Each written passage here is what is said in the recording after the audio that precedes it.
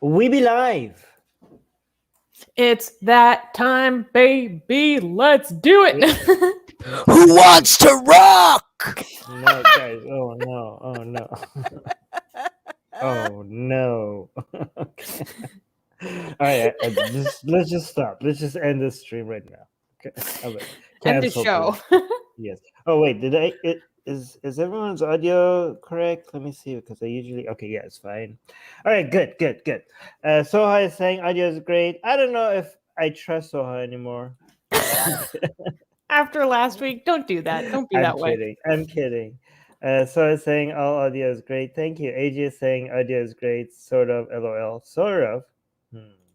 Anyways, we're streaming on YouTube, Twitch, and Facebook. By the way, so I'm kidding. Okay.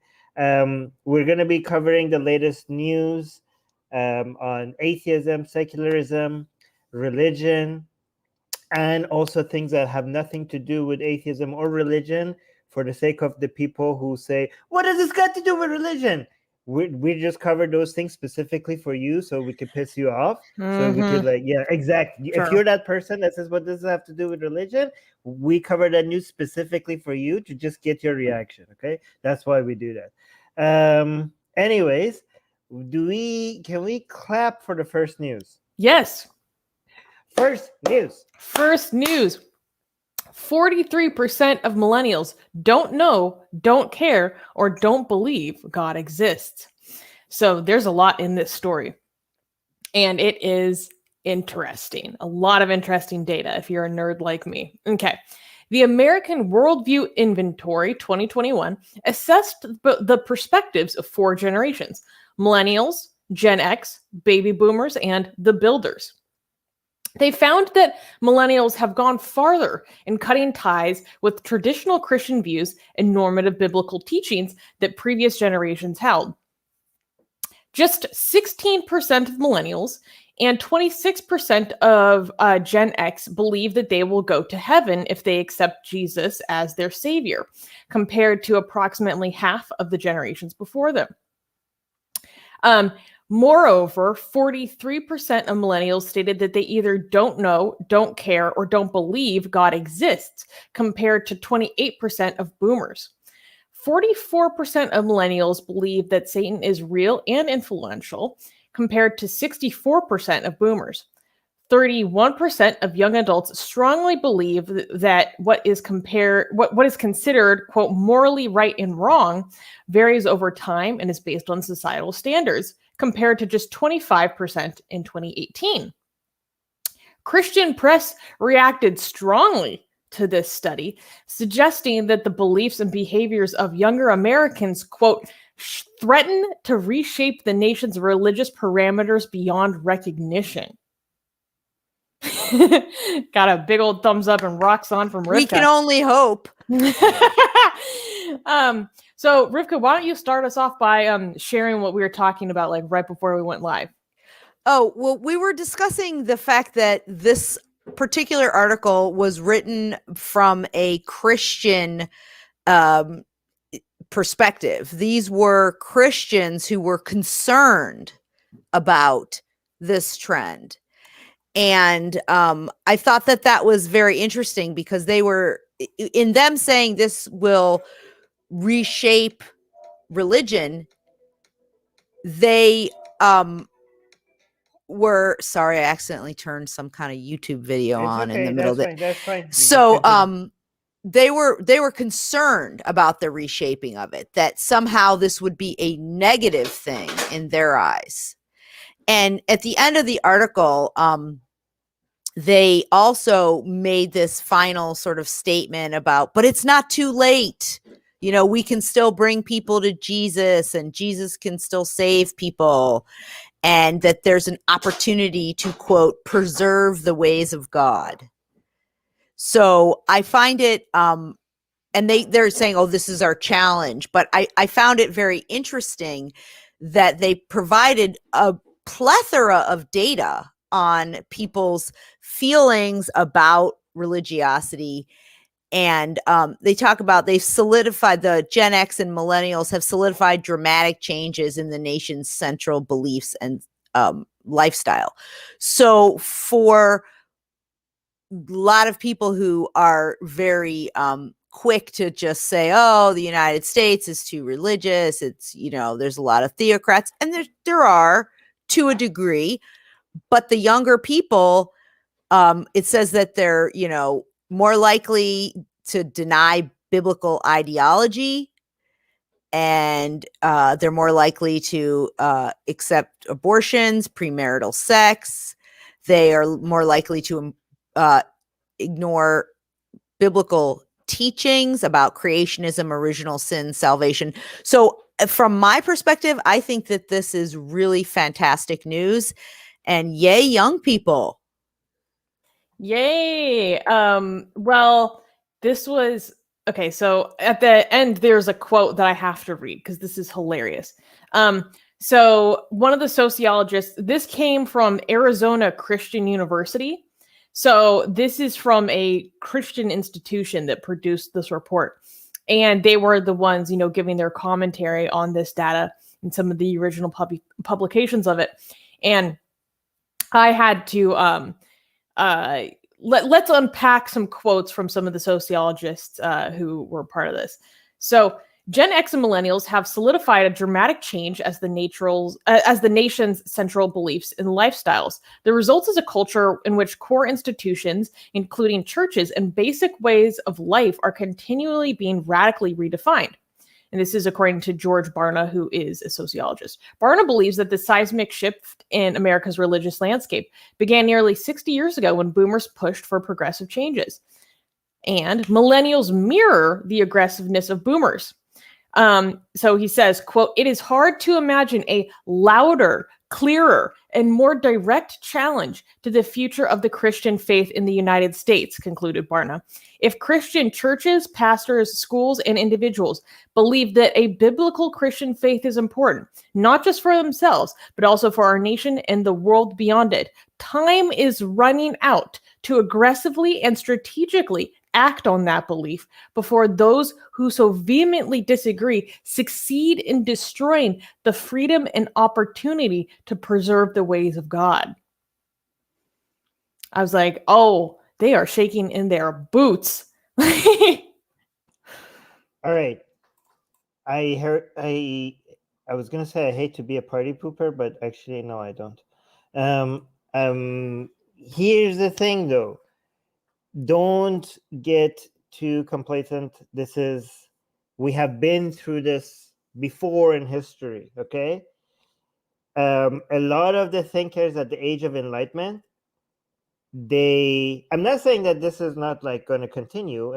This might like in 100 years, the idea of people being religious might be like very rare and really weird. And, I think like we could get there. Even like some people think 100 years is too optimistic. I think it's possible. However, it could also go the other way around. Like I said, if you go and look at the Age of Enlightenment and some of the greatest thinkers, they didn't think that Christianity has much more time anymore. Like a lot of them thought like this is it. This is the end of it. Like very soon religion is going to be completely irrelevant the way things were heading. That's what their predictions seem to be. And these were very smart, very intelligent people. And honestly, I don't blame them for looking at the trends of everything, the way things are going. It did seem like it at that time that religion doesn't even have 100 years, or at least like 200 years from then, religion would be done, or at least just become so irrelevant in most people's lives. It's possible to, say like maybe capitalism provided a huge market for religion as a sales mechanism, as like a self-help, in the marketplace of different products. When it comes to self-help and spirituality, religion became such a major competitor, even with the whole tax advantages and all the familiarity that it had among most people. It had an advantage over other superior methods, and it just managed to become such a powerful moneymaker that even in countries where religion didn't seem to have a higher chance, through the power of economy, I think that it had a major comeback in many places, right? Even without the help of the governments in like some other, Islamic countries. At least you could see there why they're still a big influence there. But even in countries that are supposed to be the main, places where religion was supposed to die out, it didn't. So things might, and it actually even had a major comeback in the recent couple of years, right?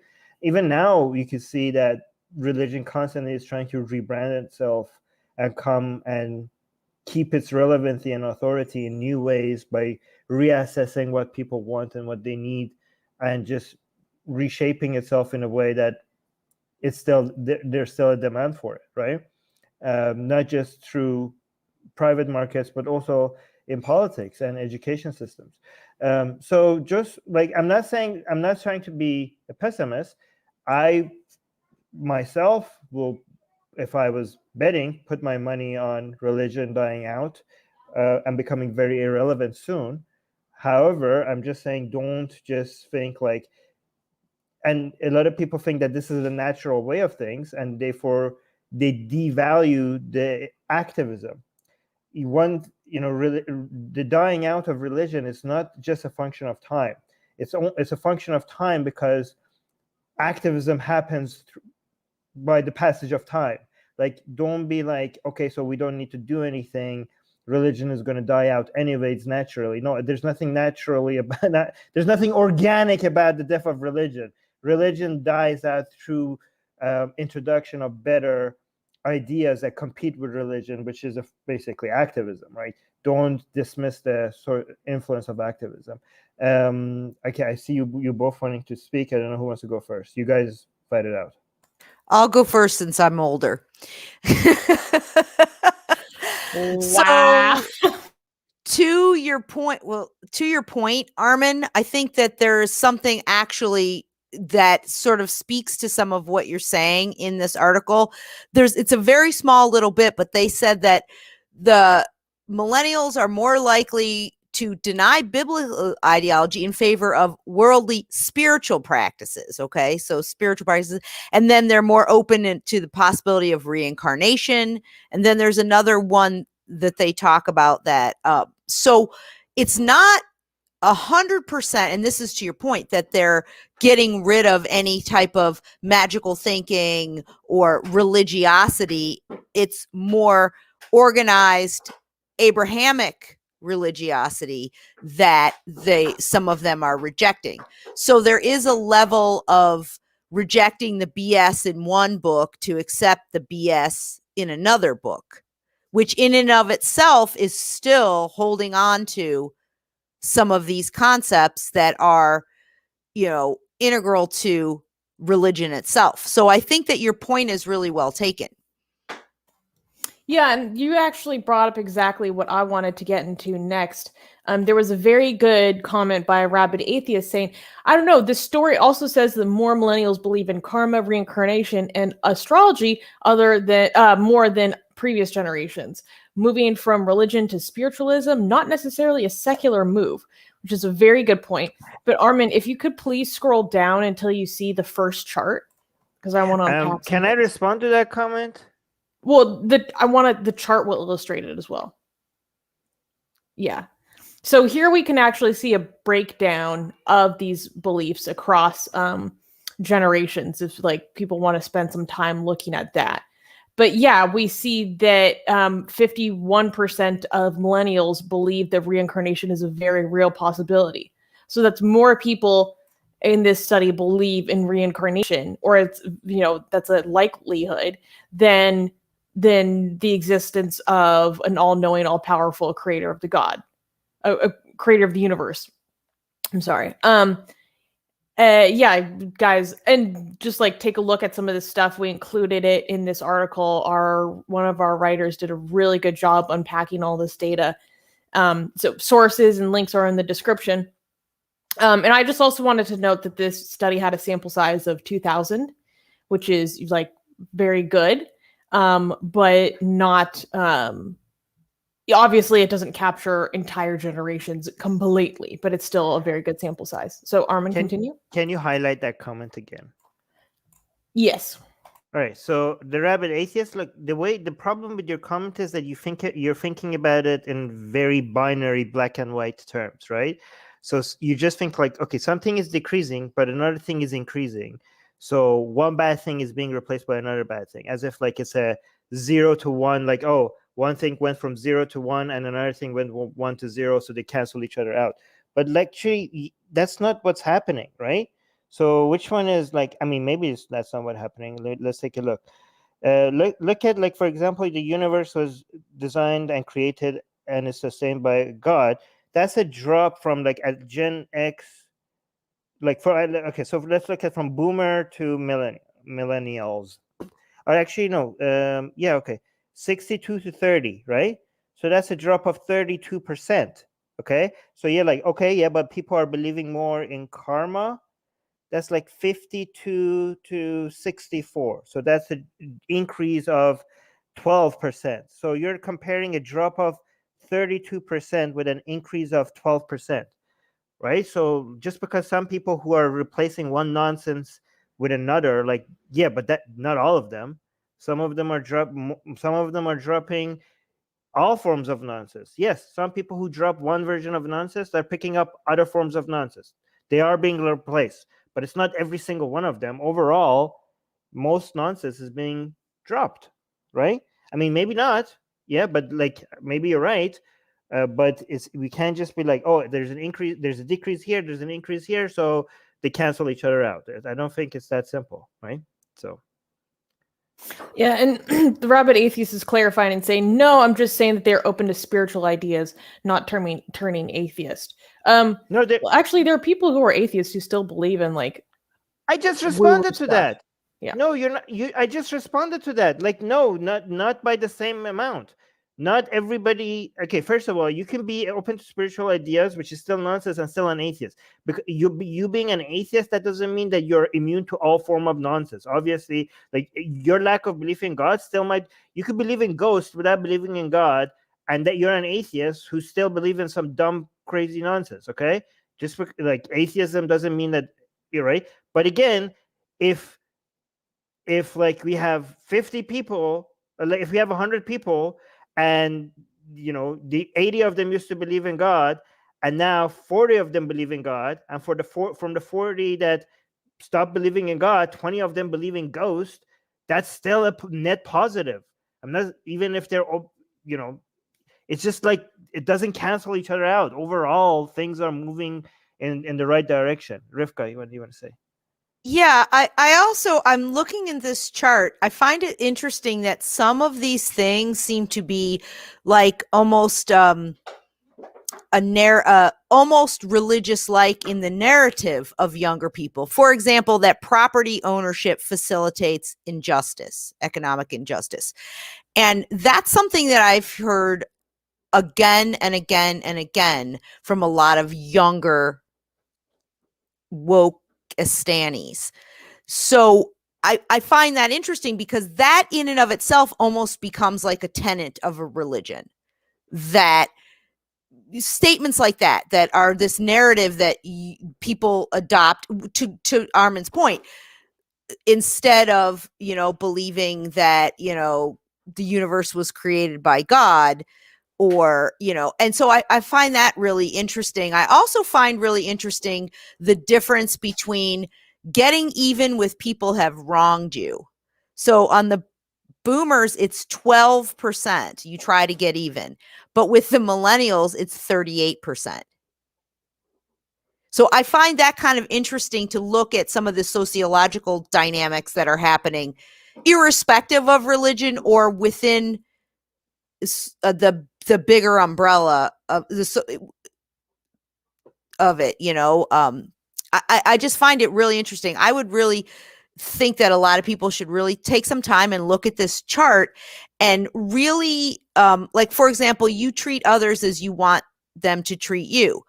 Well, 81% of boomers believe that, but only 48% of millennials. And to me, that seems like a loss, in a way. But so it's really interesting sociological data in so many ways. It totally is. Yeah, there was a bottom chart that also said that they asked people for what their most influential worldview was, and what they provided in the chart. I'm not sure if these are the only options that they gave them, but what they provided in the chart was moralistic therapeutic deism, which I'm not even sure what moralistic therapeutic deism is. And then biblical theism, postmodernism, secular humanism, Eastern mysticism, nihilism, and Marxism.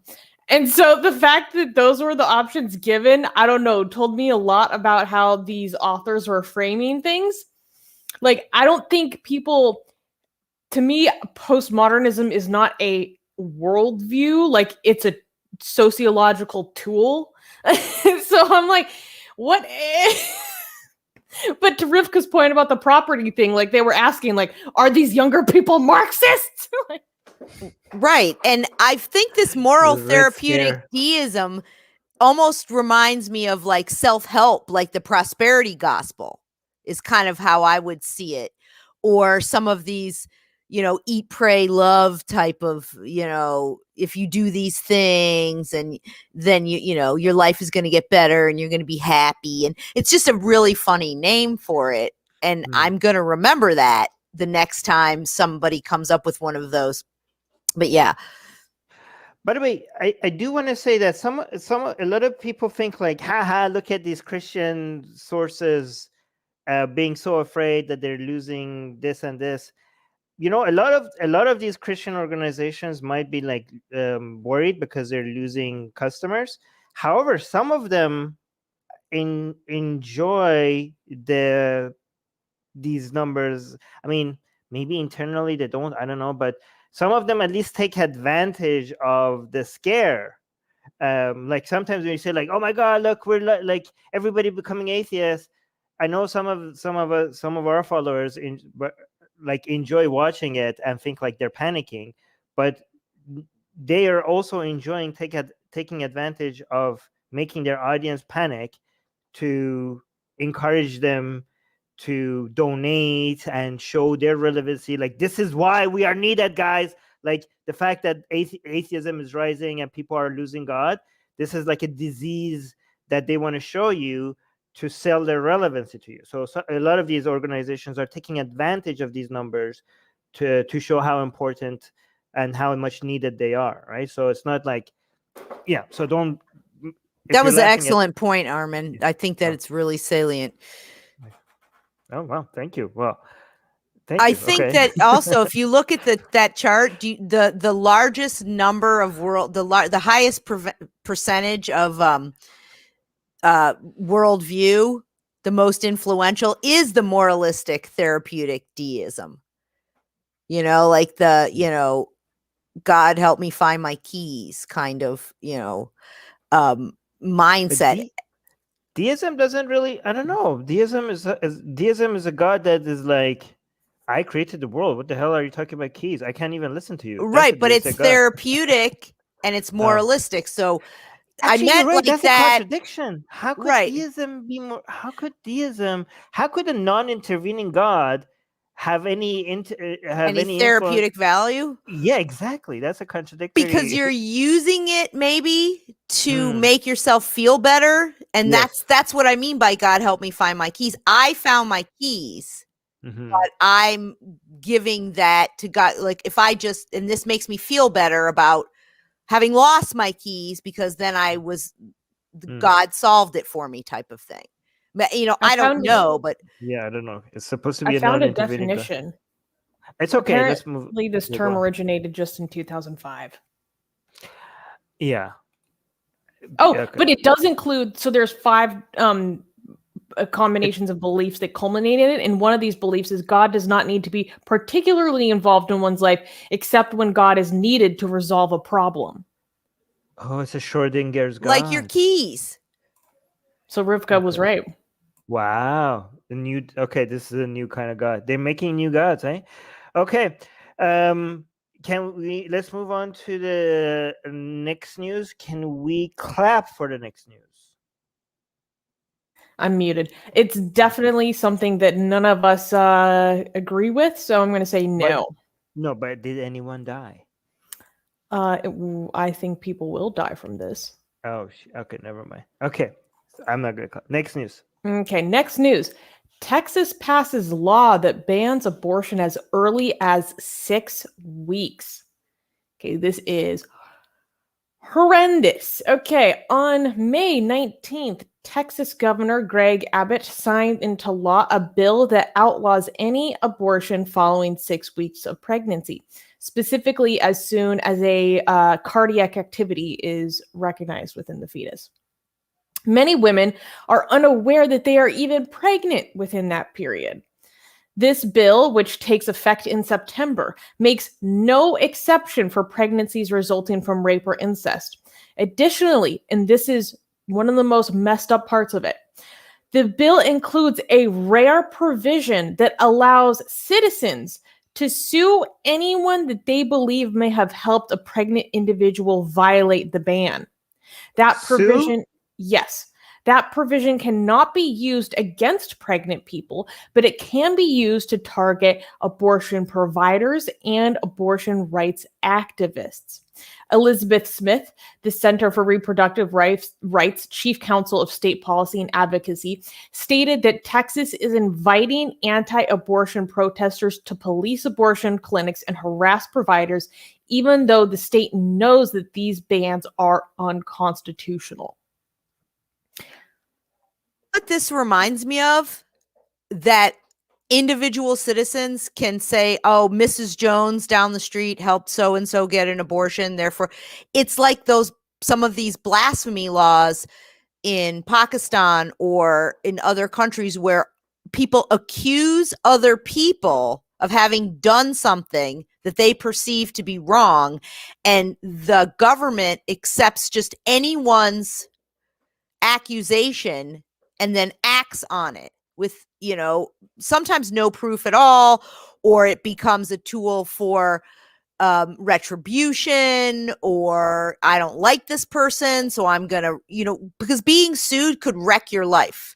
The cost of the legal fees, the reputation damage that you could have, all of these things. And so it just really reminds me of this, anybody on the street can say, oh, so-and-so isn't, I heard them say such and such about Muhammad, or your skirt is too short, therefore you're violating this, provision in the Quran. So now I'm going to turn you into the morality police.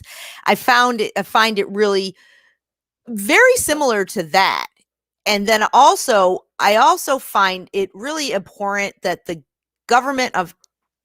state government of Texas is purposely creating bills that they know will not hold up in court, that will not be able to be enacted, in order to use taxpayers' money to force some sort of Supreme Court challenge. And so there's all this talk about, activist judges or activist politicians, but this is pure activism with the citizens of Texas's money. They're taking their money to advance a particular agenda that only benefits certain ideologues that they know they can't actually enact. So they're wasting all this money to fight something in court that they know they'll lose.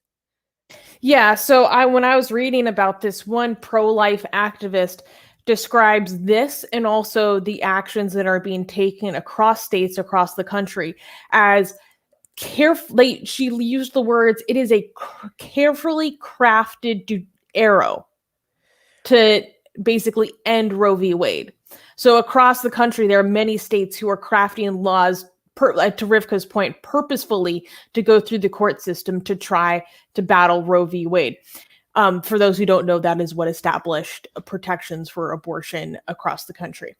And what is so terrifying about this is the way of this provision that allows everyday citizens to take these lawsuits into their hands. It's a way, basically the intent is or the effect at least, is to allow citizens to use judicial harassment against people who either help people gain abortions or people who fight for abortion rights. Because this is a very good way for abortion rights organizations to drain their resources on judicial harassment. Yeah, and I think it's interesting because they're taking that old legal saying about every lawsuit has a nuisance value, and that's exactly what's going on here. But to actually be fair to the point that I made, I have to check myself about creating things purposely to challenge Supreme Court. That is actually a tactic that these people have learned from liberals and progressives, because they did a lot of that during the civil rights era to force specific discriminatory laws or to, a challenge. So I do have to acknowledge that this is something that has been done before, and it's not specifically some out of the blue, out of left field thing. And, I think that a lot of these folks on this particular of this particular mindset have actually used and learned from a lot of the tactics that some of progressives used, which was one of them was to force court challenges. But yeah, the idea of individual citizens can now use the legal system or the, civil court, because it will be civil. So the tort system to, enact their own form of revenge or nuisance or, going after people in order to basically have this nuisance value, this draining of coffers.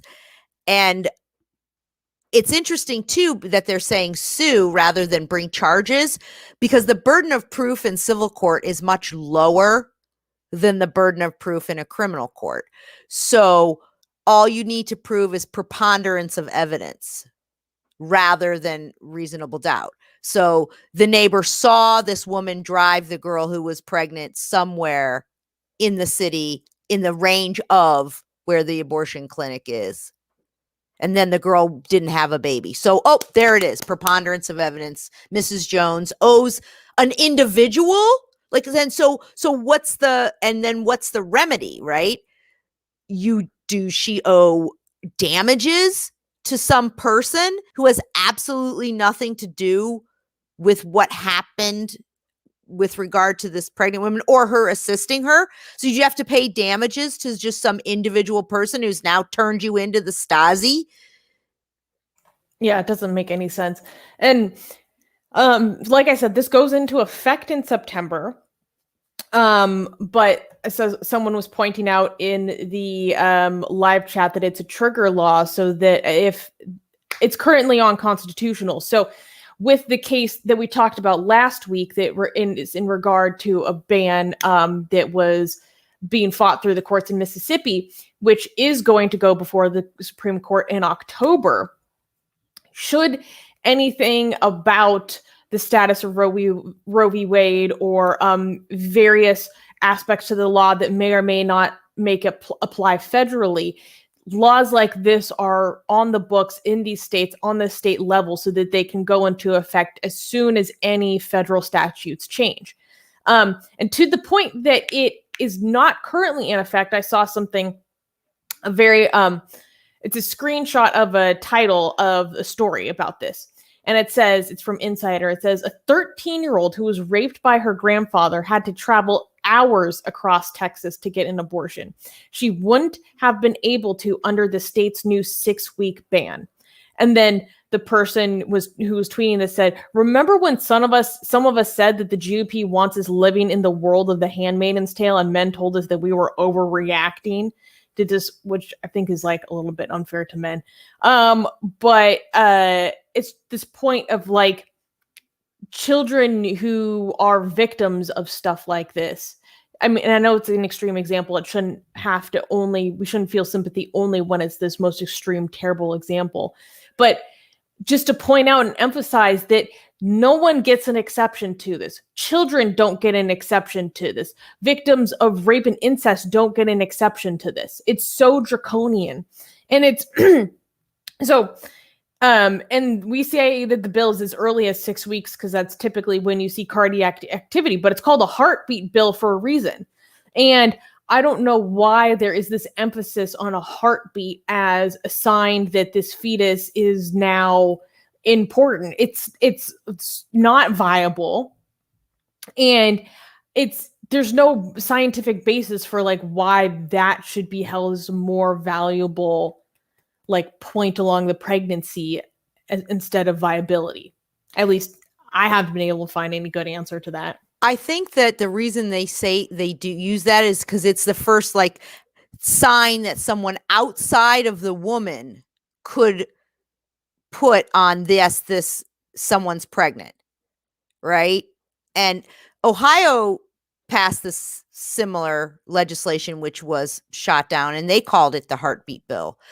And it's definitely designed to tug at people's heartstrings, to create a false narrative about, what's going on here, and to make people who are scientifically illiterate think that something's happening that isn't happening. Because in previous times when pregnancy was basically left to women and midwives, they would consider what they called the quickening, which is about 4 months when you can feel the baby kick and move around, as a sign of, okay, this is, you're definitely got something going on here, versus previous before that. But I wanted to make a point to, I forget who it was, might have been Rabid Atheist. Somebody said, why are they focusing on abortion only rather than contraception and sex education? And this is my opinion, but I think that part of the reason they focus so much on that is it's, without saying it, they want to punish women who have sex outside of a religiously prescribed box, which is marriage, and the punishment is the baby. That's what it seems like. So rather than prevent people from getting pregnant, no, you have to either abstain, which is our rule, being the religious people. You have to follow our dogma.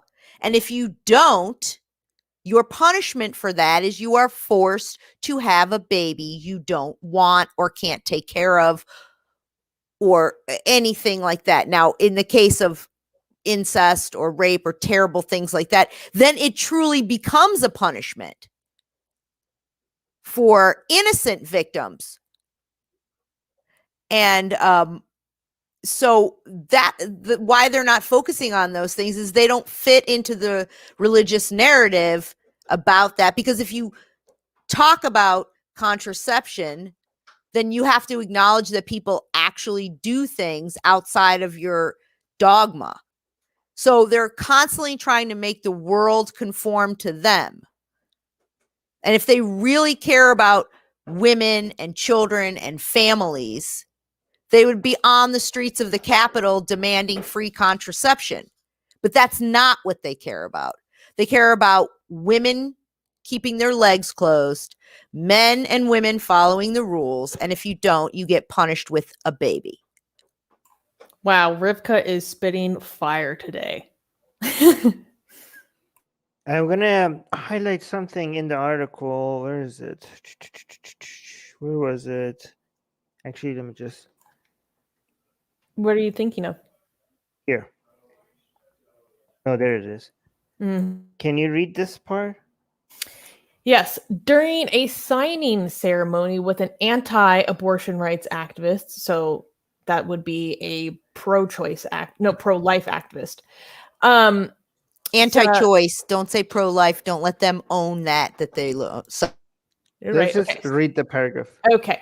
During a signing ceremony with an anti-abortion rights activist, Abbott, a Republican, cheered the bill, saying, "Our Creator endowed us with the right to life, and yet millions of children lose their right to life every year because of abortion."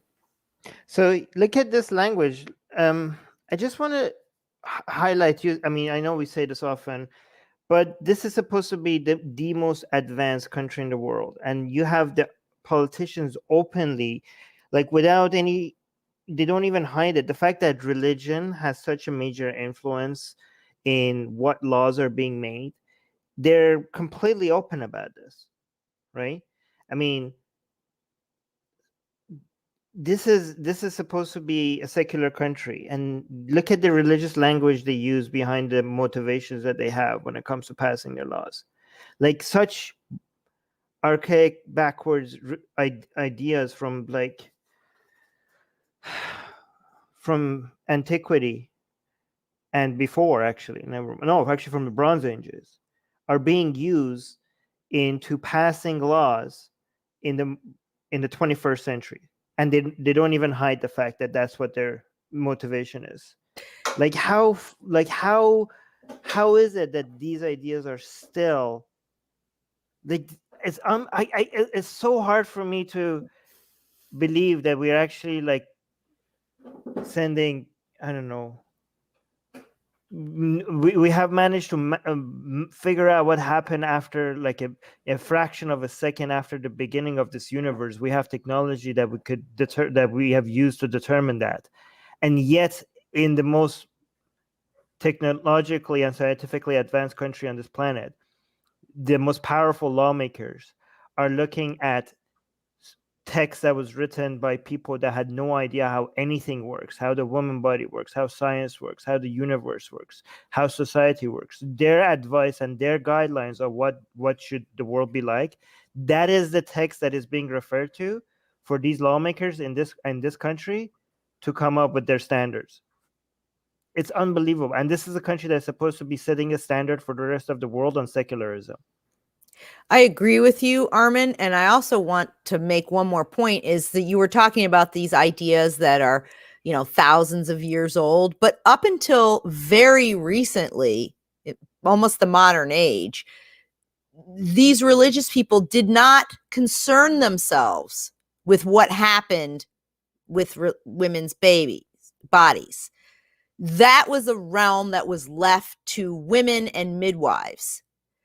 It wasn't, you didn't see any discussion about that at all. Once the baby was born, it belonged to the father.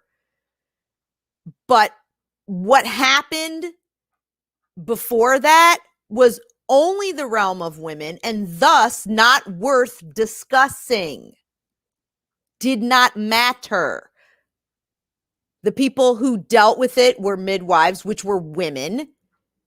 So it doesn't even figure into the thought process of a lot of these people from hundreds and hundreds of years ago.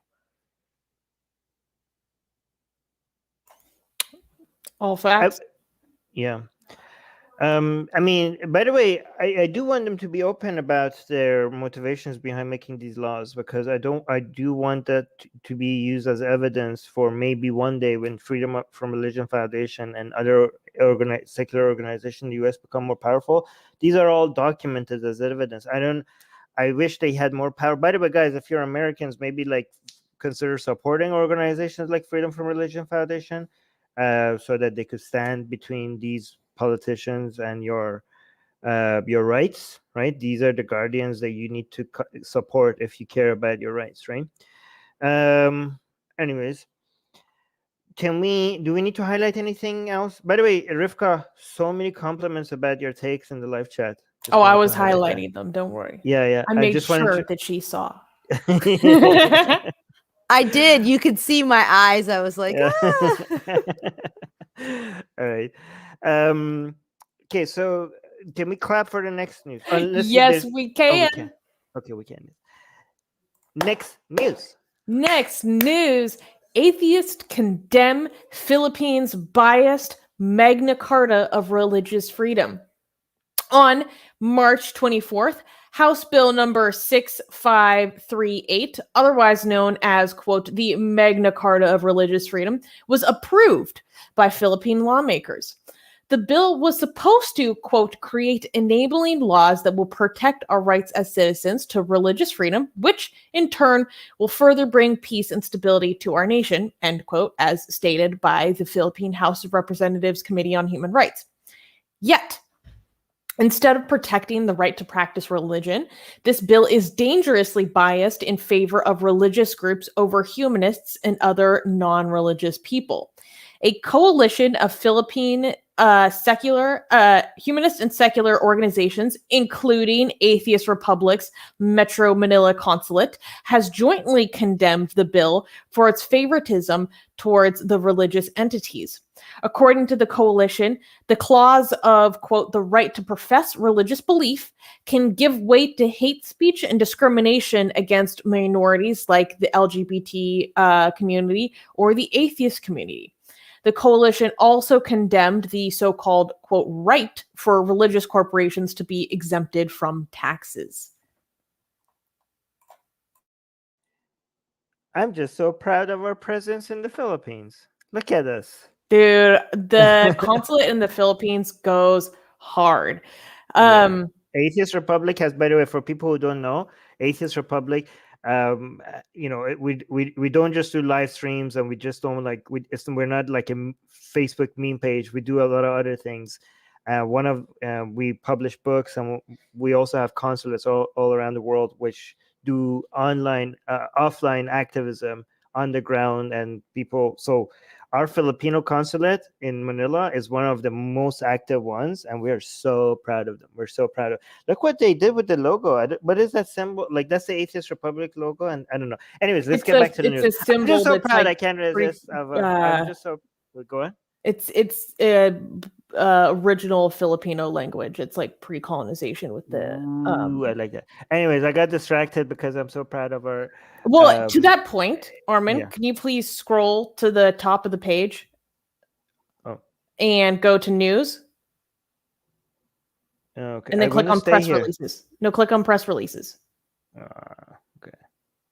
I wanted to stay here. And then you can see, and then actually open this page. It is open. No, it's not. That's not the full thing. Oh, here. Thank you. So on our website under press releases, you guys can see the full statement put forward by the coalition. And it explains more specifically the aspects of the Magna Carta of religious freedom that they disagree with, why they think that it is biased and influenced by religion and grants religious privilege. And I also wanted to, like Armin said, take this opportunity to remind people of our local consulates. So if you go to our website and go to resources, you can find our consulate groups.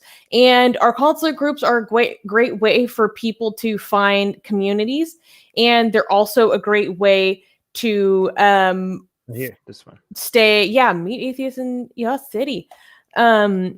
Look at how much resources we have. We're so good. So you can find your local consulate on our website, and you could go to Philippines or any other country here.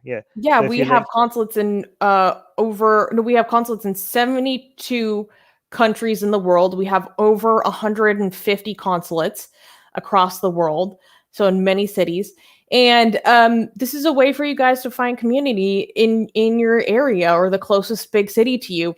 And it doesn't have to be just finding community. We really encourage our community to, take the lead. What are you passionate about in your area? What do you want to take a stand on in your area? Like, I was very excited when people from the Manila consulate reached out to me about this, because I love to see when our community is taking the initiative to get involved on the ground where it matters to them, the issues that matter to them, and take action on it. So I'm super proud of our community in the Philippines. Oh, you're proud of your community? That we did the meme. I'm so proud of the community. I will continue to do the meme because I am proud. Oh, okay. What is this? This is happy. Okay, so this is the Humanist Alliance Philippines International. So that's another very active secular organizations in the Philippines. What is this one? The one with the A?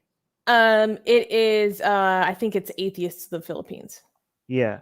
So this Atheist Republic, along with these two other, are the organizations are the most active atheist groups in the Philippines. So, we're imagine like we started outside of Philippines and then we went to the Philippines and now we're like a major difference maker in the Philippines and also in India and huge. also in Malaysia, right? And many other countries. In Egypt, our consulates are very active. Guys, yeah. And also, by the way, like I had no idea we're doing this. This is why we have a CEO. This is why Susanna is like has eyes everywhere and she's like so active. Like, look, she's getting involved in so many things behind the scene that I didn't know. Well, yeah, that's cool. Humanist International also talked about this because Happy is a member of their coalition. So, they're talking about us on Humanist International. That I loved that. And I love to see people working together. So, yeah, shouts out to our Filipino community. And AGA and Suha are being very helpful in the live chat. So if you guys want to find your local consulate, go to atheistrepublic.com/consulates. Okay, cool. All right. Anything you want to say about this move and what needs to be done and all? Like where is this heading? Do you have wow. Well, so what I thought was interesting about this was about this clause for the right to profess religious belief. And I can see how this could be very problematic in terms of how far does this right extend? Because some people use their right to religious belief as a justification towards bigotry and discrimination, including maybe in the workplace or an educational setting. So I think that is one of the major sticking points of this bill.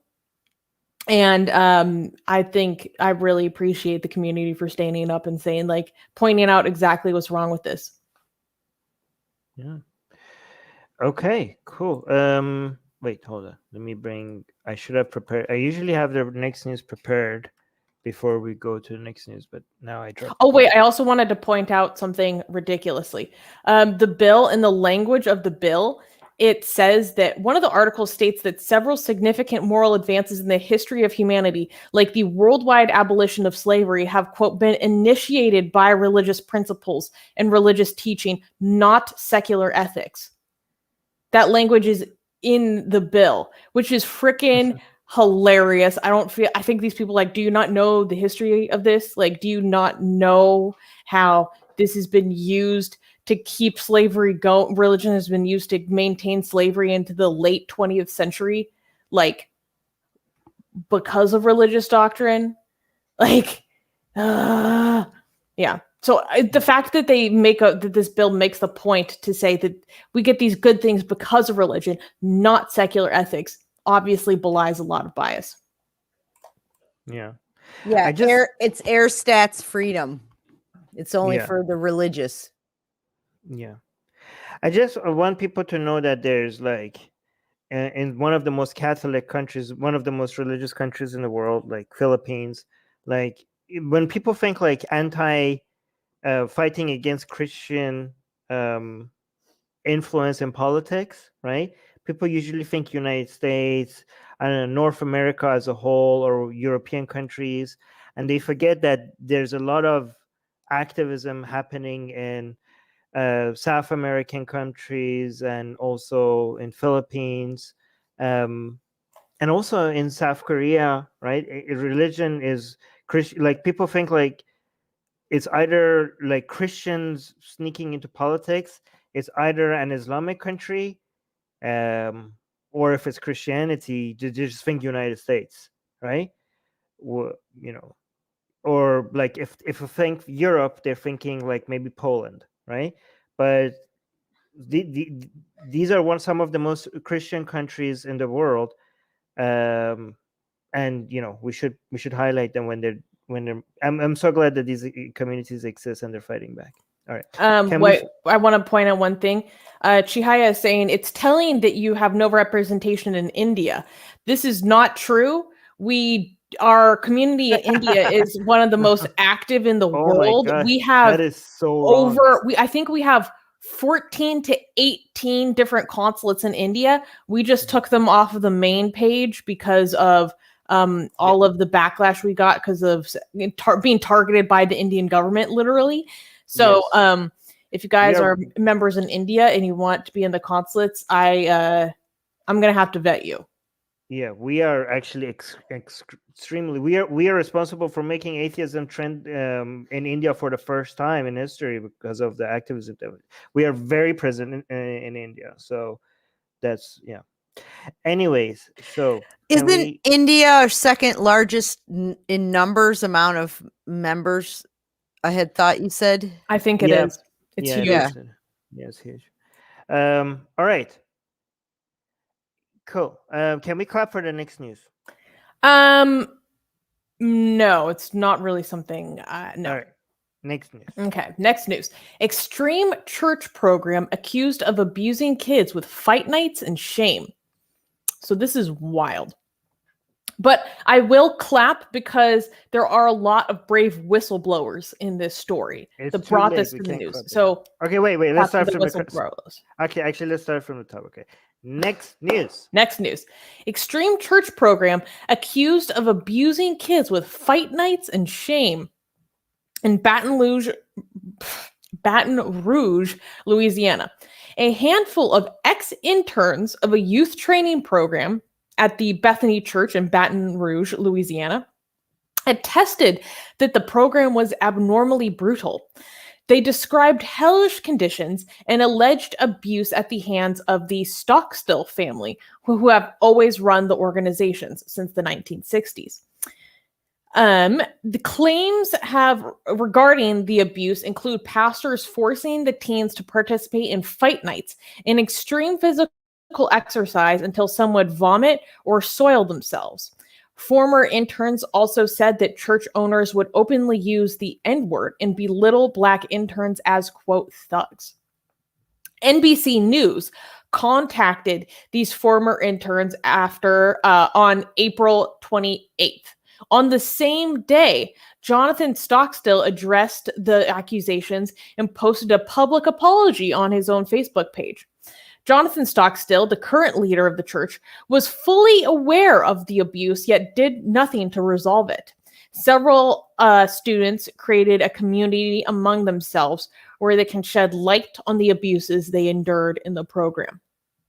So, for a little bit of background, this was part of a youth training program that was facilitated by what is now a very big mega church in the Louisiana in the state of Louisiana. They have several campuses. They have several thousand members. And it was a program called either like 220I or just 220. I've heard it referred both ways. But basically, it was this program to kind of like train teenagers to be ministers. So it's like a school. Well, not even a school. It's a 10-month program that would put teenagers to be, as you see here, quote, minister material, transformed into minister material, and teaching them these skills, which are, very few of them are actually applicable outside of a church context. I think it's setting people up for failure. And in this setting of this 10-month program, people experienced a lot of abuse in numerous ways.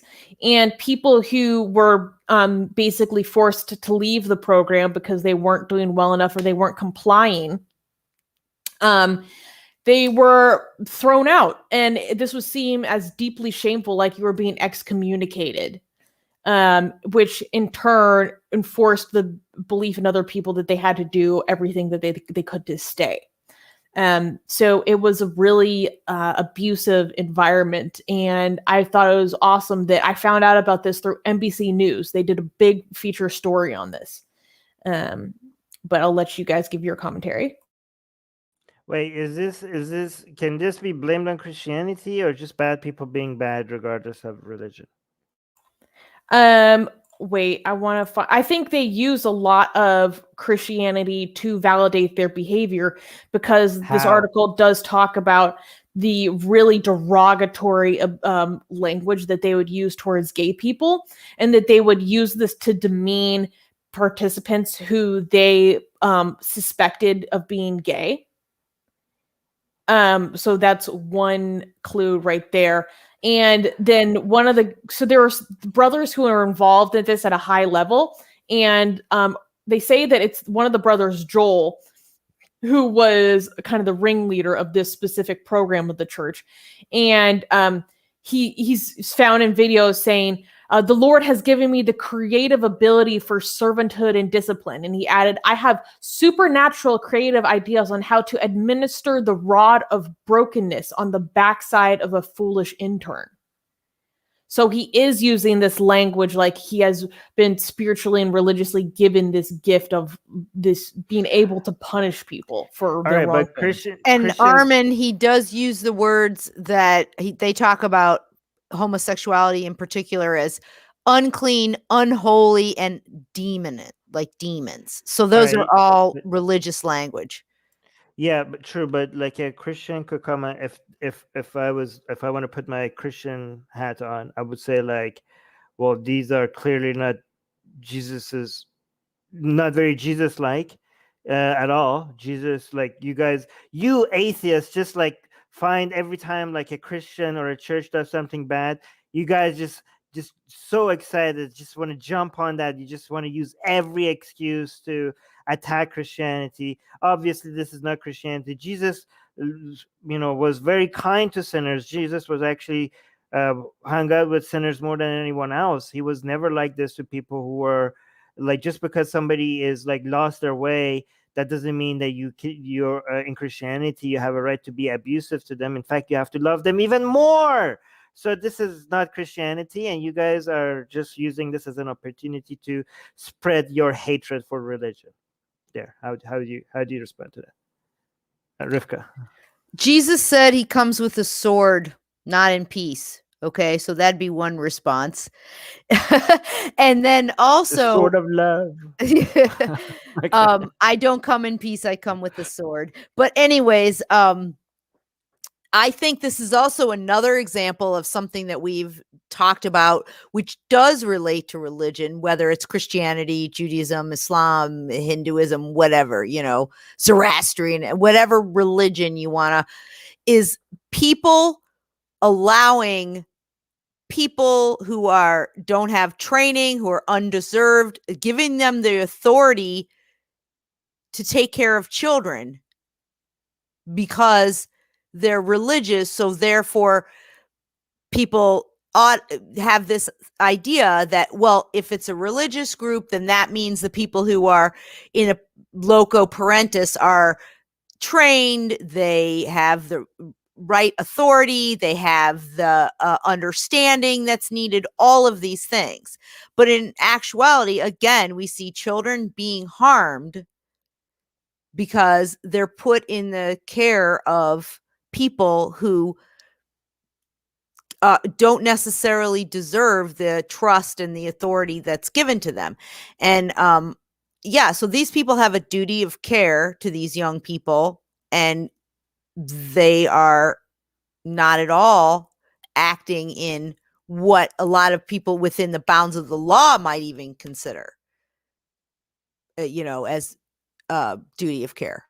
Rabid Atheist is kind of bringing up a similar point, saying it's a ministry training program. It has all the aspects of using one's religious position to engage in abuse as well as religious language.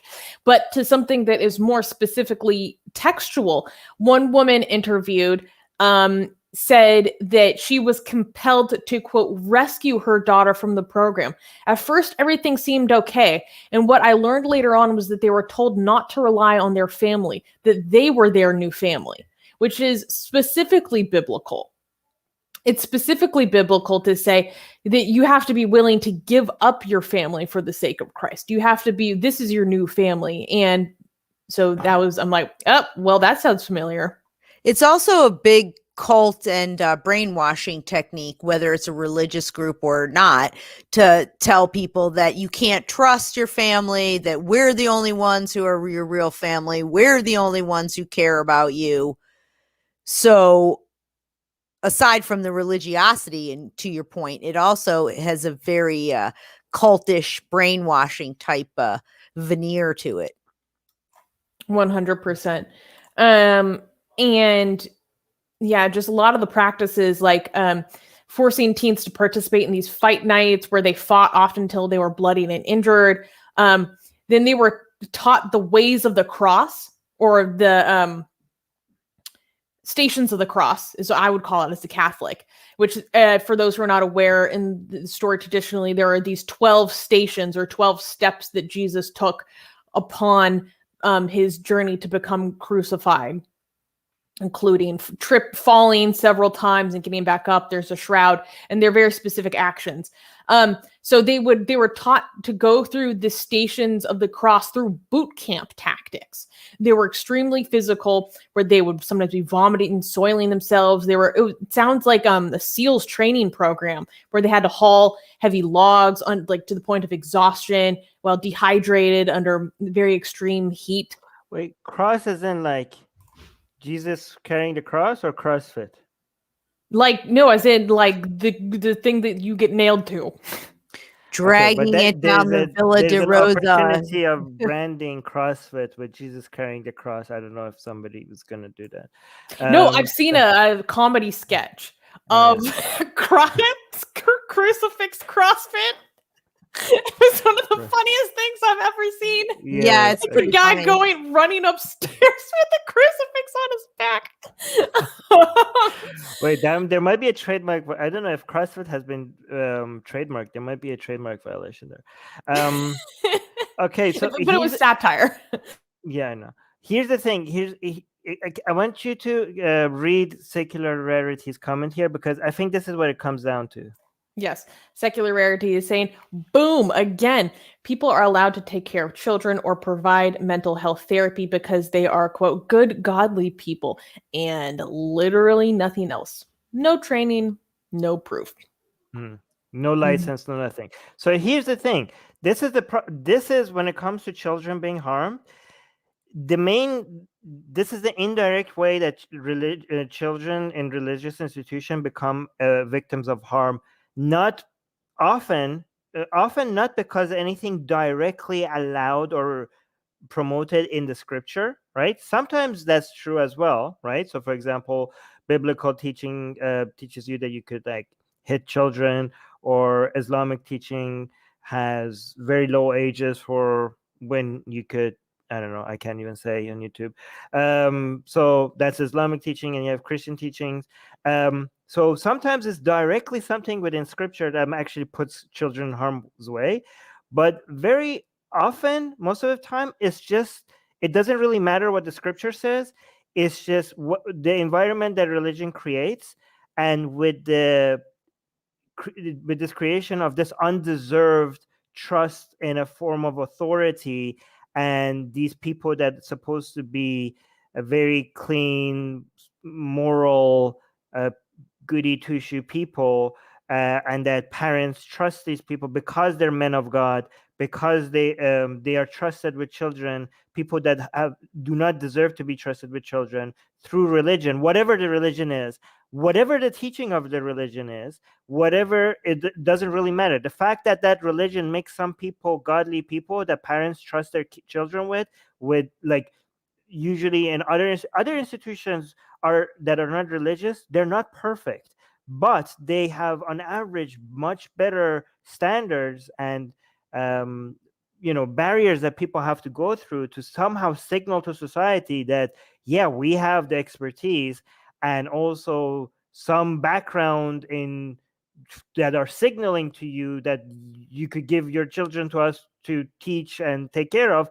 There's some, again, that's not perfect, that misfires sometimes as well, but it is much better than the fact like, oh yeah, we memorize text from Bronze Ages, so I guess give us your children, right? And we're connected to a divine source of authority, therefore of course we're not going to harm your children, right?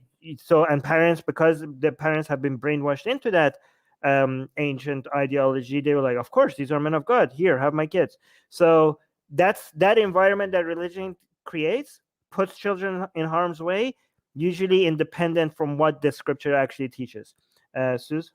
Totally. Secular Rarity is making sure that we know that boom was for Rivka, by the way, with some heart eyes emoji. So Rivka, I think you have a secret admirer. And Also, this made me laugh. Armin's new workout routine is the crucifix CrossFit. You gotta love it. But are we ready for the next news? Oh, Rivka, you're muted. Rivka, you say. I was just going to say, Armin needs to get those Messiah gains. I don't know what that means, but okay. What does that mean? I'm here for it. Okay. All right. Can we clap for the next news? No, this is insane. Okay, next news. Okay, next news. Pakistani state proposes making marriage compulsory at 18 and fines for unmarried children. I would like, what's in the title? I was going to make you guys guess what state this happened in Pakistan. And the good old state of Sindh. So a draft of the, quote, Sindh Compulsory Marriage Act of 2021 was submitted to the Sindh Assembly Secretariat on May 26th. A draft stated that the parents of an adult who remains unmarried after turning 18 would have to submit, quote, an undertaking with justified reason of delay before the deputy commissioner of the district. A failure to do so will result in the parents having to pay 500 rupees. The bill's defenders claim it is an effort to bring well-being to society. According to the law, the obstacles in marriages, such as unemployment and high costs, are the results of distancing oneself from Islamic teachings. MPA Syed Abdul Rashid stated that to make the process of marriage easier, the government should ban dowry and add standard procedures regarding weddings to the bill. So I saw this news and I was like, okay, we have to cover this. So I had a suspicion this had something to do with the I think it's fair to say an epidemic of child kidnapping, child rape, and child marriage in Sindh province. It is one of I think it is one of the highest rates of where that type of event happens in the world is in this state, even though that there are many laws on the books to prevent it. And turns out I had a good inclination because in a video statement released after the submission of the proposed bill, he said, this Rashid MP said that, quote, societal ills, child rapes, immoral activities, and crimes were rising in the country. Quote, to control all of this, according to the Shariat of Prophet Muhammad and Islamic teachings, Muslim males and females have been given the right to marry after attaining a puberty or after the ages of 18. And fulfilling this is the responsibility of their guardians, especially their parents. So they are explicit in saying that this is that the problems of child rapes and kidnapping rising in the country is a motivation for this bill. Yeah, this is, I was going to say, but somebody already highlighted it in the live chat. This is basically Sindh and Pakistan telling Uttar Pradesh and India to hold its beer every time it does something crazy. Like when that needs to be a meme. Every time Uttar Pradesh does something extremely crazy and we're like, what the hell is wrong with Uttar Pradesh? Sindh is like, haha, you think that's crazy? Watch this. Like, God damn it, man. Like, seriously. But yes, so is this like really a religious thing, or is this more them reacting? I mean, how much of this can be blamed on religion? They are very specific about this being an Islamic thing. They couldn't be more clear. He literally says to control all of this according to the Sharia of Prophet Muhammad and Islamic teachings. You've been given the right to be married after puberty or at 18. So you should be. And then they continue. He says that the obstacles in the ways of marriage, such as unemployment and high costs, were a result of distancing from Islamic teachings. If we follow Islamic teachings, a lot of ease and blessings will descend upon the family, he added. So in terms of this obstacle of unemployment, he was also saying this is it was a problem that society's tendency towards competition has spoiled a lot of legal and correct ways. I believe that after 18 years of age, if there is a reason for not marrying, parents should submit an affidavit with a commitment of the time of that the person would be married off.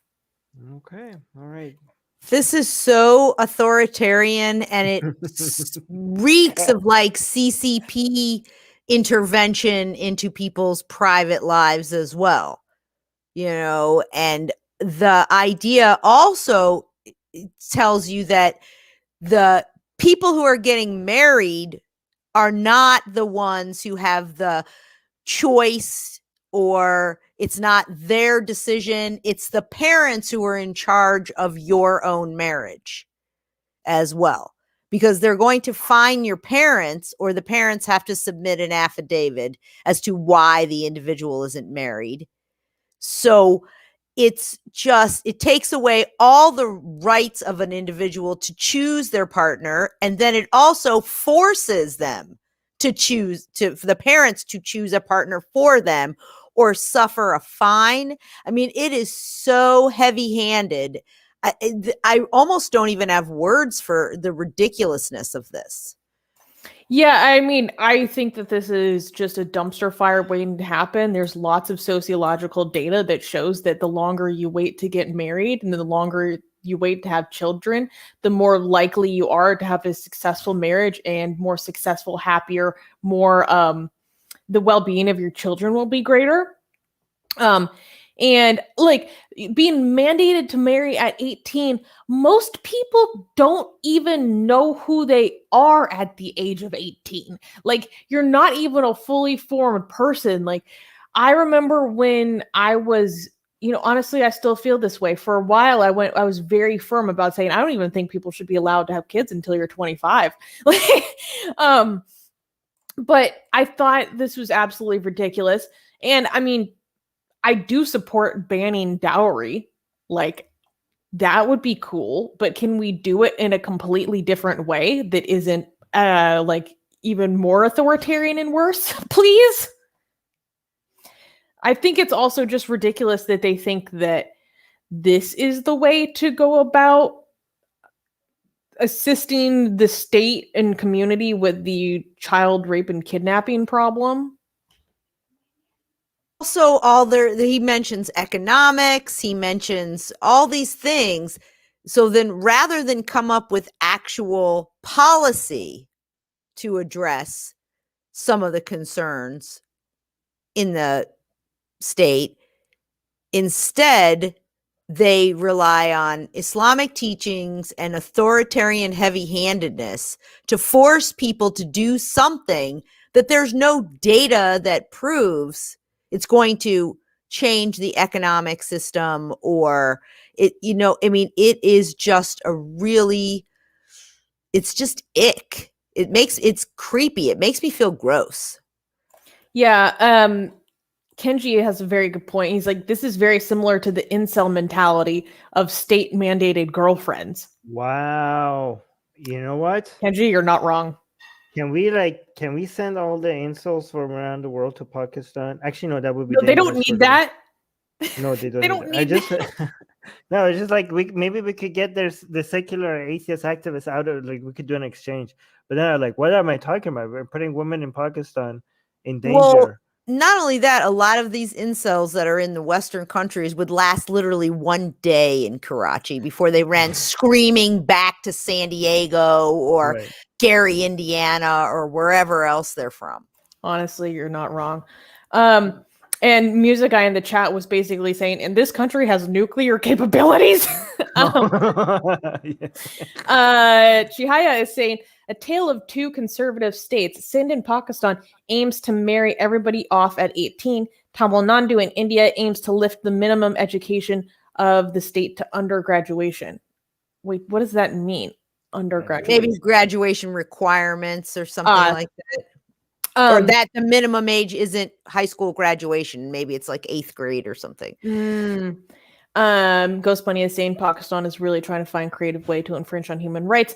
Oh, and I wanted to share something personal that's a little interesting. So earlier this week, before I even saw this news, I reached out to Harris Sultan and Ali Rizvi separately because I was like, can you please explain to me like what it is about Sindh that it seems like all the worst news that comes out of Pakistan, or the majority of the worst news, comes from Sindh? And Harris Sultan actually did a video on his YouTube channel about this, trying to answer this exact question. And Ali Rouge was like, yeah, I'm not even sure what's going on. And Harris Sultan posited that partly it's because it's a more of a rural state, more of a rural society, and also maybe some of the influence of the kind of Barelvi Sufism in the area. But both of them were like, I'm not even sure what's going on over there. It's very intense. It's in the water. No. Yeah. Yeah. I guess if you know, let us know in the comment section if you have any ideas. Anyways, we do need to go to the next news. By the way, before we move to the next news, I don't Ramaya. Hey, what is your profile picture? I feel like it's not appropriate. I don't know what it is, but I feel like we're gonna get a strike or something if we keep highlighting you. Change your profile picture so I can highlight your comments. Anyways, it's an ancient Sanskrit symbol that was co-opted by the bad people from World War II. That's not what I'm talking. Oh, Rivka, I know that you're talking about random Buddhist guy. I know that, of course. Sorry, I thought R and R. I got confused. No. Okay. Can we clap for the next news? No. Okay. Next news. Okay, next news. Televangelist says that gay people need warning labels on their foreheads. On May 3rd, the right-wing pastor and televangelist Andrew Womack said on his podcast that gay people should wear labels on their foreheads as a warning sign because their sexuality could be, quote, hazardous to health. Womack is best known for his anti-LGBT rants and is the founder of Andrew Womack Ministries and the Charis Bible College. He compared homosexuality to cigarettes, saying that they only take an average of 7 years off of someone's life, and homosexuality is 3 times worse than smoking. Wow. Womack has previously declared for Uganda's, I can't say this word on YouTube because it will flag the algorithm, so I'm just going to say Uganda's K the Gays bill, and has also called conversion therapy bans as that they are part of an antichrist plot to destroy morality. In March, Womack has also said that people supporting trans rights activism follow the, quote, doctrine of the devil. Wow, this guy is hyperbolic to the max. That, you know, it's as bad as smoking. I mean, it's just so vile that his comfort level with his bigotry and his reasoning that some ancient book told him so, and it's just really it's so gross. And okay, so here again, I'm gonna play the devil's advocate for another like lovey-dovey Christian. I'm like, well, this guy is an idiot. Obviously, like, this is not Christianity. This is not the Christian way. I'm not saying that. I'm just playing the devil's advocate, right? The Christian way is to love people, especially the sinners. Jesus loves the sinners, and also this obsession with homosexuality makes it seem like, compared to all the other sins, that's also not the Christian way. Like these are just some homophobes. We're all sinners. These people just try to use Christianity as a way to hide their own hatred towards a certain group of people. But technically, like, just because, I don't know, gay people are sinning, well, everybody is sinning. That's no reason to hate anybody. Like, what do you say to that? Like, people, like, again, you guys are trying to use an opportunity. You guys just hate religion, and you just use bad people who just happen to be religious. You're using them as a way to hate on religion. That's what atheists do. What would you say to that? Well, firstly, I would say that part of the reason that this guy is reprehensible is because he is comfortable stating bigoted things, regardless of religion or not. So that's one point, but that he's comfortable hating people that he doesn't even know. based on some, part of their life that is no one's business and doesn't really mean anything. And then the second thing is that, well, before Christianity, there was the Old Testament, and Leviticus 18:22 clearly states that you do not have sexual relations with a man as one does with a woman. It is detestable. Okay, so their guy, Jesus, was a Jew before he was a Christian. And yeah, maybe he spoke of some new things that made it different, but he's adopted their prophets, all their part of their Bible includes this book in the Old Testament. And this man clearly states it's about God as well. But to your point, it's all just religious cherry picking, which is what, people do. Oh, it makes me feel good to focus on the good parts. Love one another, he who saves a life saves the whole world. Oh, that sounds so nice. And ignore the nasty stuff. Well, this guy's doing the same thing. He's just focusing on the nasty stuff and ignoring the good stuff that you like. So then it just becomes almost like a personal wellness movement,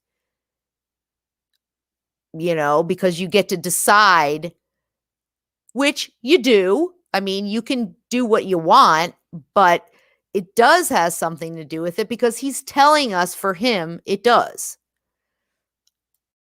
Suze. So, one, Kenji had a hilarious comment. I don't know if he already highlighted this, but he's saying if we had labels on our foreheads, it would just be a signal to others that we're single and looking to mingle. Wait, is Kenji part of the LGBT? I don't know. It sounds like it. Okay, yeah, but if that's so, welcome to the family. No, as the resident member on this panel. Okay, but I also wanted to point out to something more pertinent.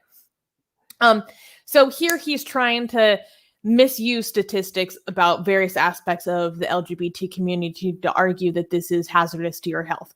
So one of those statistics would be, not a statistic, but a stereotype would be, the specifically the gay male community having AIDS or HIV.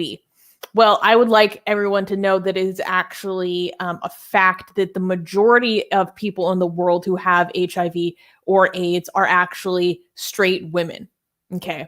They're actually straight women in Africa. So most people who have this disease that this community is stigmatized and demonized for is actually the complete opposite of who you would expect. Many of these straight women who have HIV and AIDS in Africa are actually married women as well. Thank you, Rivka. I see Rivka in the corner going, married. Yes, they are married. Okay. Moving forward, in terms of this whole, if we do this for, diminished life expectancy for cigarettes, why don't we do this for sexuality? Well, again, a lot of this comes down to a misunderstanding and misuse about data that's been collected on the LGBT community. So on one hand, it could be HIV and AIDS. Now, there are other things that people point to, including popular Muslim apologists like Daniel Hakikaju, where he talks about STDs, or he talks about drug use and mental health, the issues within the community. What people who misuse this research fail to realize is that a lot of these other factors, like drug use, like mental health disorders, are a symptom of what these people are experiencing in society. So it's not that they're mentally ill because they are gay. They suffer from various forms of mental illness, especially drug use, because of familial rejection, societal rejection, discrimination, abuse, and stigmatization, which drives many people, regardless of what community you're from, towards those things. And it should also be pointed out that diminished life expectancy, specifically for transgender women, is because of the rate of murder that they are the victims of. That's why the life expectancy for transgender women is greatly lower than like a straight man, for example, which is where I'm assuming he's getting this 21 years of reduced life expectancy number from. So it needs to be acknowledged that this lowered life expectancy isn't automatically because there is something that is hazardous to your health about having the sexuality. It's about how dangerous the society that these people are living within that causes them to have a lower quality of life. Very well articulated. Music guy was saying maybe this guy is just single and he's just looking for people to identify themselves as potential partners. Like he's too late, honey. We got the handkerchief system. He's What like, color are you flying? I think, you know what? I think he has a yellow handkerchief in his left pocket. And I know some of you know exactly what that means. Maybe like, can you guys label yourself? I'm lonely. I just need to be like, I'm just using this as a disguise. So the foot under the stall doesn't work for him anymore. Like that old way of. Oh, I feel bad for him now. In my version of the story, I feel bad. He's lonely. Okay. I also want to know if anyone knows exactly what I've referenced. If you know what I just said, you gotta let me know. I think Rivka did because I didn't. It means that he likes to receive golden showers. Okay. I don't think we can say that on YouTube. And not yes, you can. No, I think it's going to challenge our application for remonetization. So thank you for that. So, oh, God damn it. All right. It's okay. All right, cool. Can we clap for the next news? We are going to clap for the next news because there's a twist. Okay, next news. Whites-only church sparked outrage in a small Minnesota town. And yes, this happened in 2021. Okay, so this is a strange word. In Murdoch, Minnesota, the Asatru Folk Assembly, or AFA, made it clear that their Murdoch church is for white people only and not people of color. This inspired Victoria Guillemard, a certified student attorney at the 8th District Public Defender's Office, to create the Murdoch Area Alliance Against Hate, or MA, to spread awareness of the negative effects that the AFA can have in Murdoch. On April 29th, the Kandiyohi County District Judge Stephanie ruled against the harassment charges presented by Jason Perlode, a priest of the Asatru Folk Assembly. The denied restraining order was targeted against Victoria. So basically, this one was protesting against them. They tried to silence her for it, and the judge denied their action to try to silence her. So yay for that. According to the Southern Poverty Law Center, or SPLC, the AFA is the largest neo-Volkish hate group in the United States. Alan Turridge, a member and lawyer for the AFA, stated in an interview that the followers of AFA believe that as Northern Europeans, it is only their birthright. And it is not only their birthright, but their obligation to maintain, quote, the ancestral memory and worship of their gods and ancestors, end quote. Wow. You know, this whole, I like to see the force that it is, you know, leftism, as much as it has done, you know, it has taken some things that don't deserve to be taken down.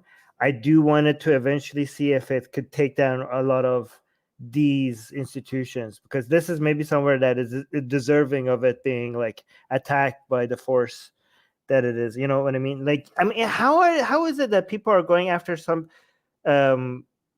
people's comments that on Twitter or on that could, if you read it this way and interpret it this way, maybe it will come off as racist, maybe, I don't know, but let's just like remove all their livelihood just in case. Like, why do we go after stuff like that when these things exist? Go after this. Like, this, right? This Thank you, Armin. Priorities, people. Look at this. Go put all the destructive energy that you have directed at stuff. Like, we have plenty of stuff like this to go around for you guys to take down, right? I don't know. Like, I hope like this doesn't get ignored. I hope like they have, if you guys want to cancel something, cancel these people. Rivka, you have your hands up. I just want people to know what Volkisch movement is. It was a German ethno-nationalist movement, and it went from basically the late 19th century all the way through to the World War II era. And it was very much erected on sort of the blood and soil concept, meaning that I don't think we can say that on YouTube, but okay, like okay, but it's a metaphor for I the know body what of it is. right. Yeah, I'm just pretending like I'm just going to go on. Okay, okay. The one body metaphor, meaning the body of the people, the ethnic body of the people. And it very much is, racialism, populism, and this romantic nationalism. And you can hear that in what the guy is saying. We're Nordic people and we have this right to our history. So there's this whole romantic nationalism about it. And then, of course, the anti-Semitism that also, characterized a lot of that group. But a lot of this was in reaction to the changes, the sociocultural changes of modernity that people were reacting to. And so I think it's actually important to talk about that, because that is something you're seeing with a lot of these other ethno-nationalist movements and a lot of these, sort of religious-esque anti-modernity movements. Is there this reaction to the sociocultural changes that happen with modernity? So the world is changing and a lot of these people don't know how to deal with it. So they have this romantic idea that it used to be better when, some people couldn't sit at the same lunch counter, or we didn't let those kind in our town, and that we have to be all by ourselves. So it's actually kind of interesting to think about that, because that idea permeates a lot of extremist movements, that they're modern, but they're not modernists, because they live in the now, but they want to pull the future back to the past. Mm-hmm. Go on. I just want to point out, Kenji is saying, every time a lawyer is mentioned in a positive light, Rivka perks up. I have a question. What is the religion specifically? Well, it's neo-Volksism, so it's like a worship of Northern European or kind of Norse pre-Christian Viking culture. Okay, so it's a church and it has nothing to do with Christianity? Like there's no cross? No, I think we're just calling it a church because I don't know what you call people who... Isn't it supposed to be like the structure where the people worship Viking things? I don't know what you call that structure. Okay. Coven, I don't know. But the thing is, it's almost made up, because the Volkisch thing is more of a sociological and a people movement, when this has a religiosity component to it. So like a lot of these neo-pagan movements, they just cherry-picked stuff that fit their mindset and put it together and said, oh, this is a religion. Isn't this illegal in the United States to be like, this is like a white only institution? Like, isn't that illegal, Sus? Well, that's what's so strange about this, is like,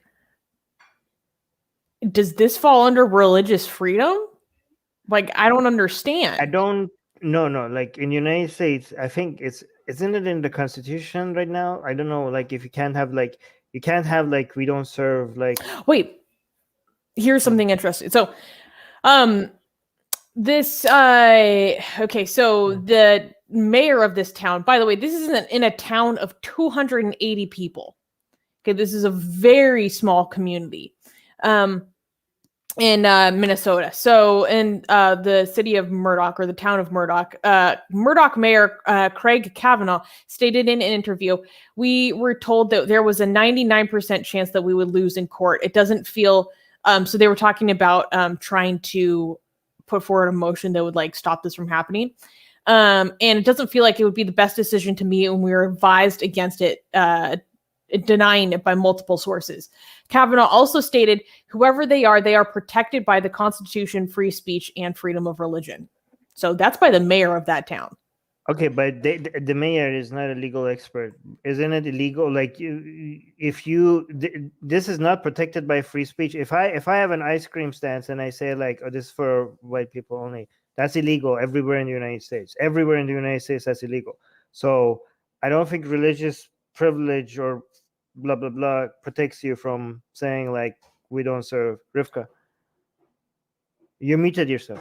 Rivka, you're muted. Sorry, I think that some of the religious freedom proponents would say otherwise, because a lot of laws are also passed in the United States based on religiosity, that you can discriminate against homosexual people in your church adoptions, that you can refuse to perform weddings, or, so things like that. And so it's this fine line that's walked that is just, it's amorphous. It constantly shifts back and forth, because the Establishment Clause says that, you have equal protection under the law, or sorry, not the Equal Protection Clause, rather. Establishment's about non-religiosity, but at the same time, we're seeing lots of laws all over the country that use religion and the supposed religiosity of a person as somehow sacrosanct from any state laws that prevent discrimination or bigotry. So it's very interesting. But that's what they say. It's not technically here. Olive is actually saying it's not illegal to have a racist organization. That's true, but it's illegal to discriminate by race if you deal with the public as a business. Exactly. So you could have like your own, but okay, but isn't a church by definition a business that is serving the public? Like, I think like probably not, because they would be exclusive. So you could say if you had a synagogue, you could say, sorry, you can't come here if you're not Jewish. Maybe, or you're not part of our group. I don't know. And that's why I talked about this weird amorphous line that is constantly, bleeding into one or the other of, because the religion thing in the United States is in this bizarre position of having some sort of special sanctity, but yet also at the same time is required to, follow the laws of the country. So, I mean, if you had a church that said our religion is that we're going to kill, girls. Well, let's be careful with our language, please. Or they're going to K girl, then I doubt that that's would stand in terms of the law, because the law is, murder is a crime against the state as well as the person. So I don't know how to answer that question, because I don't think there is a concrete, specific answer. Right. So Ramaya and AJ, I think, have a good answer to this. He's saying, and then after we go to Susanna, Ramaya is saying racists have learned to replace whites only signs to private club signs to still only admit white folks. Nothing has changed. Yeah, actually, that's a very good, like, legal. Technically, that's a very strategic legal way around this, right? I mean, they're not illegal because they don't serve the public. AJ is saying, but they are also a private. Yeah, they're a private club, so the law doesn't apply to them. That makes, I guess that's how they get around it. Suze? Rabid Atheist is saying churches are not a public business, and he's also saying it's a gray area. The government doesn't like to go after this stuff because the religious aspects of it are making it nebulous.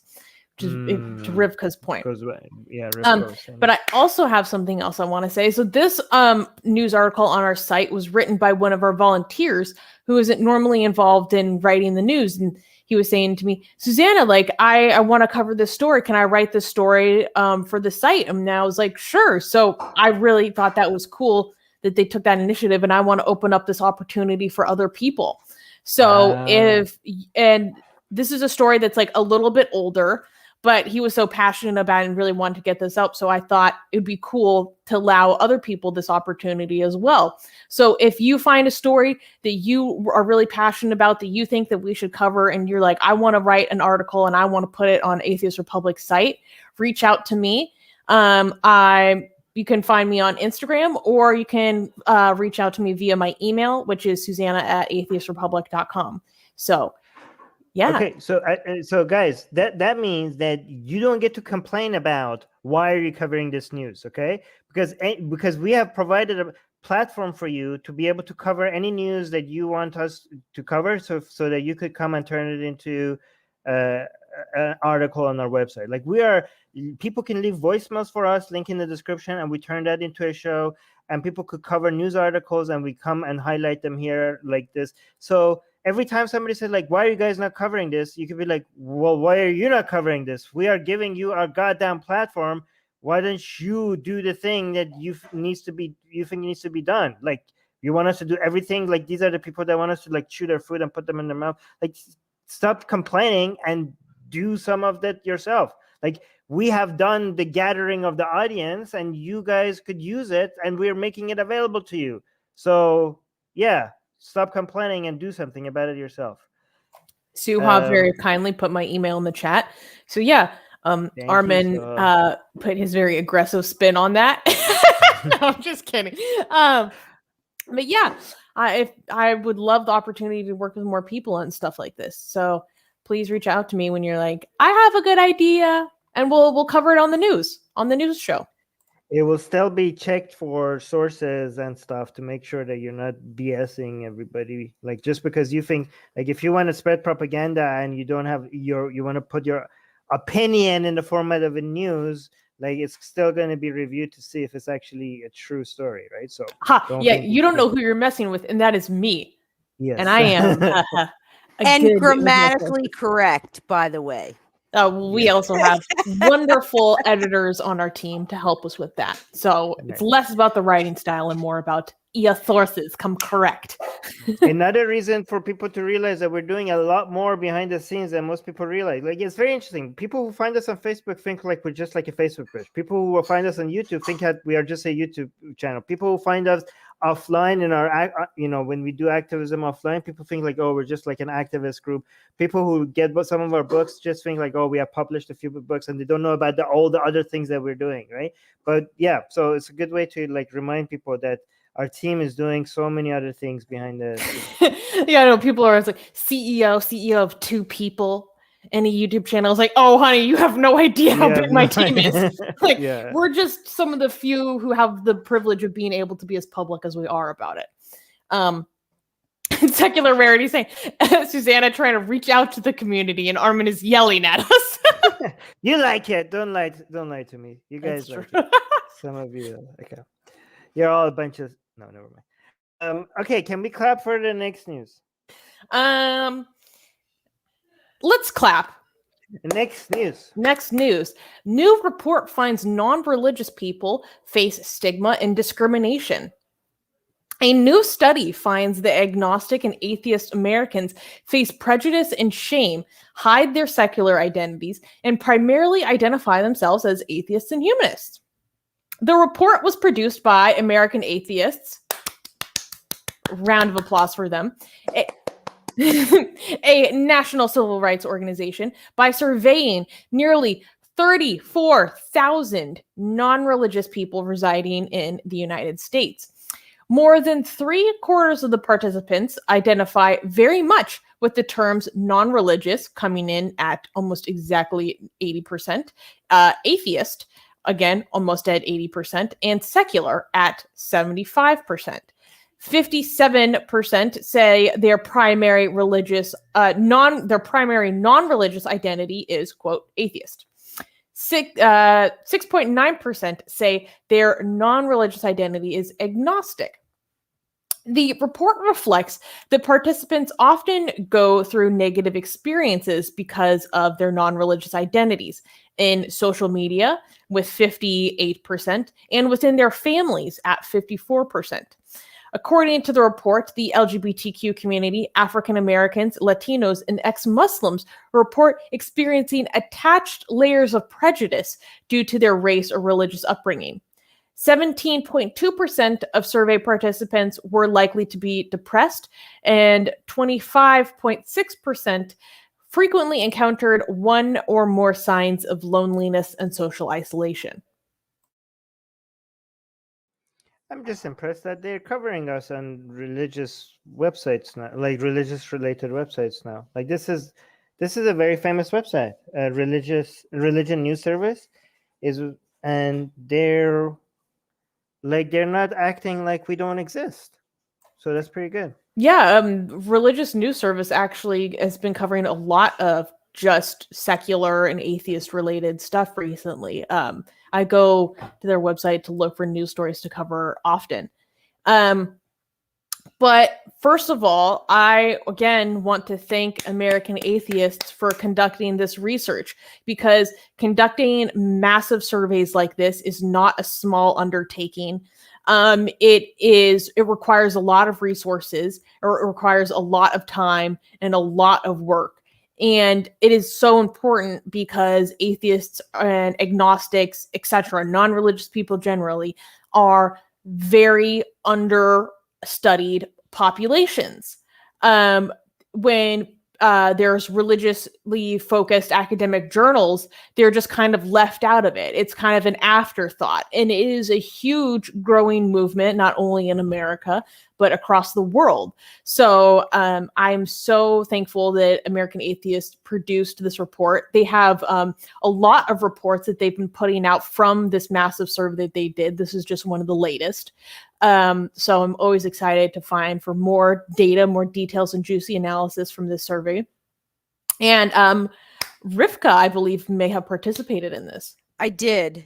And I also want to point out, I really appreciate how this article frames this. They talk about American Atheists being a civil rights organization, which it is. It is a civil right issue when people are discriminated against for not having a religion.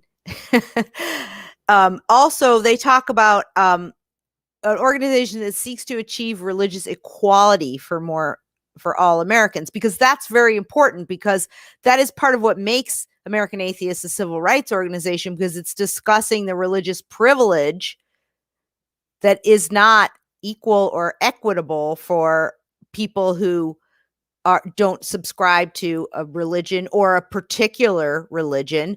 So I think that I really liked how that was framed, because often, to your point, either atheists are ignored or the discussion about them it's all pejorative, you know?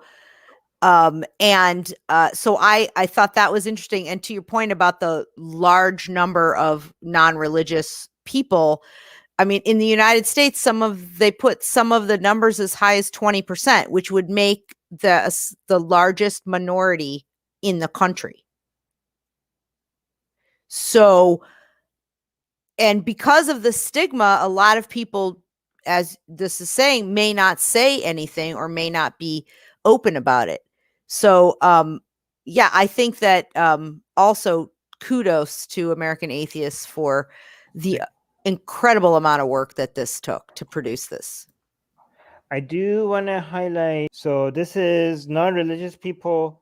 I think I know what you're going to say.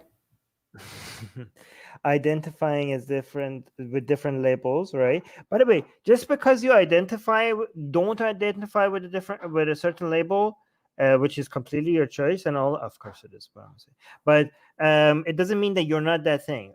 You know, it's okay. For example, if you don't believe in God, you are by definition of an atheist, even if you don't identify with the label of atheist, right? And it's completely fine for somebody not to want to use the label atheist, but you can be I'm not an atheist. You're still an atheist, but you just don't wear the label, okay? By definition. However, I'm so impressed to see that so many people actually are comfortable with using the label because a lot of people make it seem like they don't believe in God, but they shy away from the label atheist and they think it's too aggressive. And I have all some, non-religious, non-believing pussies who keep on in my comment section, come here I don't believe in God and blah blah blah, but I don't like to call myself an atheist because it's just so aggressive, blah blah blah blah. So I thought these people are actually, there's a lot of them. I thought they have much more of a lot of people who don't believe in God feel like that, but apparently not. Look, it's actually the second most popular label for people to use. Like close to 80% of people are very much among all non-religious people, very much identify with the identity of an atheist. I mean, the reason why I think that's very important is because look at all these labels here. Most of them are not demonized. This is why I very much disagree with Richard Dawkins Foundation's campaign, openly secular, to normalize secularism. I was like, normalize secularism? Who's like, how? Where's the taboo for secularism? Religious people are even say that they're secular, right? Like, I mean, okay, maybe there's a little taboo, but who, like, really, you want to normalize being a humanist? Like, where's the anti-humanist people? Where's the anti-skeptic people? Even religious people call themselves humanists and skeptics. What do these need to be normalized? Are these actual taboos? No, this is the one that is demonized. This is the one that needs to be normalized. This is the one that you need to stop being like a weak ass beta pussy and wear it proudly as a label just to like fight against undeserved taboos, undeserved demonizations of group of people. This is the one that like, I really don't understand. Like, this is when I realized that Richard Dawkins Foundation, like when they did that openly secular, like, you guys are just a bunch of pussies who are scared to wear the labels that actually need to be normalized. Like, yeah, this is why when I like 15 years ago, when I started Atheist Republic, some people were like, don't call yourself an atheist, that is like too negative. Like, fuck, shut up. No, and what is our motto? What is our motto, Armin? Well, I can't. Okay, we're not just atheists. We're atheists. I give a shit. But that's a different point. That's a different point. I just want to say that, like, even some people who I admire a lot. Okay, like, who is this? Yeah. No, I'm not gonna call them out. Who's it? I forgot their name. You know what? I was gonna call them out. I forgot their name. But they recently in my comment section came out and said like, oh yeah, it was in the congratulations of when it was Hassan Redwan. Oh yeah, it was Hassan Redwan. Hassan Redwan was like, congratulations, Susanna. Like, I don't identify as an atheist. I'm like, okay, well, congratulations for being a pussy. I know I admire you. Man, don't do that to Hassan. I love him. I love that man. I love him too, but I'm just like, I don't want to call people out. Okay, this is like what they're like dismissing the label atheist as if it's something that needs to be like as if we need to congratulate people for being like not using the label atheist. Like, yeah, okay, so thank you for not taking a stance, I guess. Thank you for not participating in normalizing the label that actually needs, that is being demonized the most. Thank you for that. So apparently it's I see that it's not working. Like, I'm so glad to see that among non-religious people, 80% of them, this is huge, like, they're wearing the label atheist proudly, and it even say very it's a dark blue says very much. So they're not even shying away from it. This is like the normalization of the label atheist. I love it. I love it so much. Yeah, okay? I knew that you were going to be like very excited about that because it's people who are saying somewhat. Wait, if you go to that graph, that's actually the highest percentage out of all of the categories. Oh, you're right. See, this is why you're the CEO. Because I thought I was looking at this and I was looking at this and I was thinking like, oh, atheist is the second highest up. But no, this is the light blue is not like no. The light blue is like also yes. So if you add up, oh yeah, you're right. If you add it all together, atheist number one. We're number one. We are number one. Okay. Like, I understand why you're so passionate about destigmatizing it, but because of who I am as a person, I just have to say, like, if you identify more as an agnostic just because you feel like that's a better label of your own status of gnosis, like, that's fine. But we have some hilarious comments in reaction to your rant, Armin. Kenji is saying, can we have a meme of the Chad atheist next to the Virgin Humanist? And then yes. Asian American is saying, Seamus Harder, logician daddy Armin.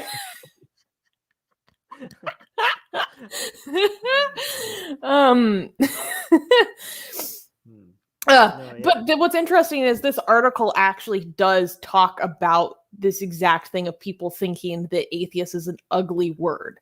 Like a woman who identifies as an atheist humanist says that she's like, well, when I was struggling with my non-belief, I thought atheist sounded like an ugly word. So I call myself an atheist humanist, which those are not mutually exclusive. But if you scroll down in the article, you can see another graph that shows where the context of experiences of negative experiences and discrimination. So number one is definitely going to be social media, which I think we could all expect. I would much rather have a negative experience on, like, actually, I don't know if that's true. It depends on how it goes about. But, you know, social media is like, yeah, I mean, everyone faces discrimination on social media. Okay, this doesn't. Okay, this chart, I could just change the label. This chart doesn't tell you much. You know why? Well, actually, maybe it does, because this chart could also, like, the top two at least be like, where are the top places where you actually engage with other people? Like, social media is number one because that's where most people engage with other people. Like, what did you expect? I don't know. Yeah. So. Yeah, and also like families. That it also makes sense. You know, that's major relationships within our life. But it is the majority of people, you know, saying that that's where they do experience negative events. And then it goes down to military, education, employment, private businesses, mental health services, reproductive care. And I'm glad that the smallest percentage is the police. I don't know. I think this needs to be adjusted for something, right? Like, this needs to be for adjusted for frequency of interaction. For frequency of interaction. You know, I mean, like, and also the importance of the relationship. Is the police the lowest percentage because not that many people from the police department participated? You know what I mean? Like, was this? No, I think it's per capita. Is this adjusted for the number, like, based on the percentage? Yeah, I think it is. No, I think it's within your interactions with the police. So it's like, I don't even know how often, if you're having an interaction with the police, that being an atheist would even come up personally. I don't know. I just sometimes it comes up based on, like, what you're wearing, where your interaction is, whether, like, let's say it's a atheist rally, or the stickers that people have on their cars, things like that. But I think that yeah, I'm glad to see that that's low, but you're right. It probably may not be something that would necessarily come up as much. But the mental health one, you know, it's not that high, but that's a serious one that I know a lot of people suffer. And specifically, I want to talk about substance abuse services, because many of the substance abuse programs are court mandated, and most of them are 12-step programs, which are religious. So Jeremy Raskin, the great senator from Maryland, and some other folks for Secular Coalition for America and others had put forth a appropriations bill that 1% of the 2020 budget goes to secular substance abuse services, because they do exist, and unfortunately most people don't know about them. So that's something that I think is a big issue for some people in any community, if you are in need of those services, or if you're court mandated to go to them, and the 12 steps are overtly religious.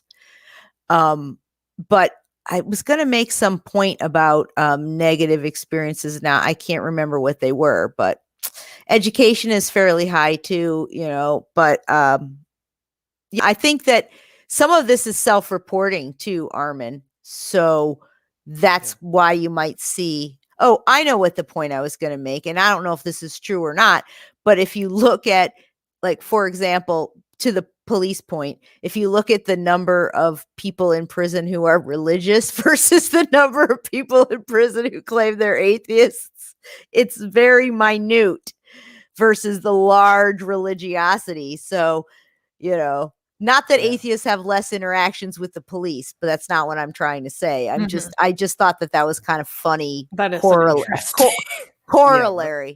Yeah, again, guys, we're just having fun with this. Obviously, we like finding correlation and causation with data is like a very complicated thing, and there's many external factors. We're just having fun with data. Which is fine to have fun with data, but just like don't come up with conclusions just by. I'm not saying Rivka is doing that, but like just warning the people in the live chat that don't just look at compare numbers and try to come up with a conclusion. But yeah, it's fun to notice these things though. I do want to say like among these labels, I mean, I think I am all of them, right? I'm non-religious, I'm atheist, I'm secular, I'm free thinker, I'm humanist, I'm skeptic. I'm also agnostic atheist. A lot of people don't understand that agnosticism and atheism are not mutually exclusive. There are certain definitions of God that cannot be that are unfalsifiable, so you can't technically make a positive claim about their lack of existence, or you have to, like a deistic God, the only logical position is to become an agnostic atheist. That doesn't mean just same way that you're an agnostic towards the existence of Santa Claus. So I'm not like, yeah, but I'm not gonna like wear these labels. There's no like, there's many things that I am that I don't feel that serves that much of a purpose to wear as a label, right? Even though I am technically those things, right? Because the labels that, again, labels are useful. People are like, oh, I don't like labels because it bugs me. Labels are how we communicate. Every word that is coming out of your mouth is a goddamn label, you idiot, right? So you're okay. Just shut up and say nothing if you don't like labels at all, right? Labels are useful. Labels are how we communicate, and the labels we choose to wear helps. It's the mildest level of activism that you could do. If you don't want to do any activism, but just the modest level of activism, like for example, if there's a difference between being just gay and being openly gay, right? Just being openly gay and doing nothing else but being openly gay is a mild form of activism because you're normalizing it, right? Well, mild depending on where you are, okay? It could be actually it could be not mild at all in some places, right? But I'm just saying, like, being just wearing a label is a form of activism, and I suggest wear the atheist label because that's the one that needs to be normalized the most. Mm-hmm. Anyways, people are poking fun at you, Armin. So I guess you would be in the somewhat category. And then also, what? I am labeling you cranky. Yeah, you guys think this is the most fun I have when I. No, I know, that's what's so funny for me. But I also love when you highlight someone's comment in the live chat and you start calling them out, and then their next comments in the live chat are like, "Oh no, oh crap," like running emojis. Okay. All right. Can we can give some big claps for this one? I made sure. Wait, that was a beta clap. All right, one more. Next news. Next news. I made sure to include very good news at the end this week. English teacher suspended for showing Muhammad cartoon can return to work. And I mean English is in nationality, not as in school subject. In West Yorkshire of the United Kingdom, a school teacher of Batley Grammar School in West Yorkshire, UK, was suspended in March for showing students a drawing taken from the French satirical magazine Charlie Hebdo during a religious studies class. His action provoked parents who protested outside the school gates. The teacher has been cleared of causing deliberate offense and told that he could have his job back. The Batley Multi-Academy Trust said that these included establishing a structured approach to quality assurance of individual teacher planning and more rigorous monitoring of teaching aids. The investigation concluded that the teacher, quote, genuinely believed that using the image had an educational purpose and benefit, end quote, to discuss the meaning of blasphemy. Gavin Williamson, the education secretary, stated that it is never acceptable to threaten teachers in dialogues between parents and schools when issues emerge are encouraged. Oops. All right. I agree with this comment. See, it's not just me who is like sees the negative side of this. See, it's not just me. Like I'm looking at this, people like, yay, this is great news. This is originally bad news. We had somebody who was removed from the position because of showing a Charlie Hebdo in United Kingdom. Like, how did this happen to begin with? Somebody explain. How did this happen? Like, are we supposed to celebrate the fixing of such a horrible decision? Like, what about the original horrible decision that was made to begin with? What do you think? Well, so we covered this. We covered this story back in March, and it was very similar in some ways to the incident that led to the beheading of French teacher Samuel Paty, in which this is a teacher and he wanted to have a discussion. And as a means of prompting that discussion, he showed cartoons of the Prophet Muhammad. And this inspired huge backlash from the community. But interestingly enough, there were many reports that a lot of the people protesting the school and protesting directly outside the school were not actually parents of the children at this school. When word got out that this image had been shown, it caused backlash within not even necessarily people from the Muslim community who actually attended that school.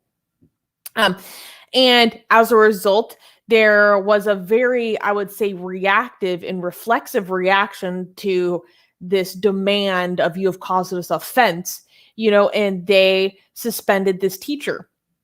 And in response, there was a large movement online from students who actually did attend the school to get the teacher reinstated. And the school faced heavy, heavy criticism for this action.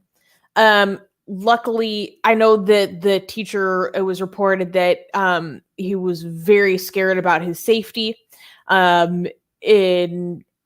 Given the events of a few months prior with the beheading of Samuel Paty, I can completely appreciate his fear.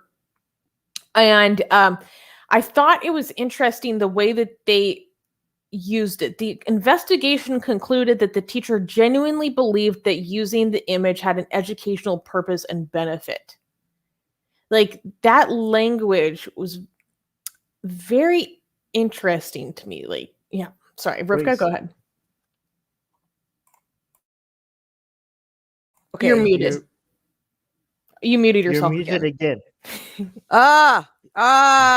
Okay. It's okay. Go ahead. Just go ahead. Yeah. So, based on what you were saying about that language, I think that it sounds almost,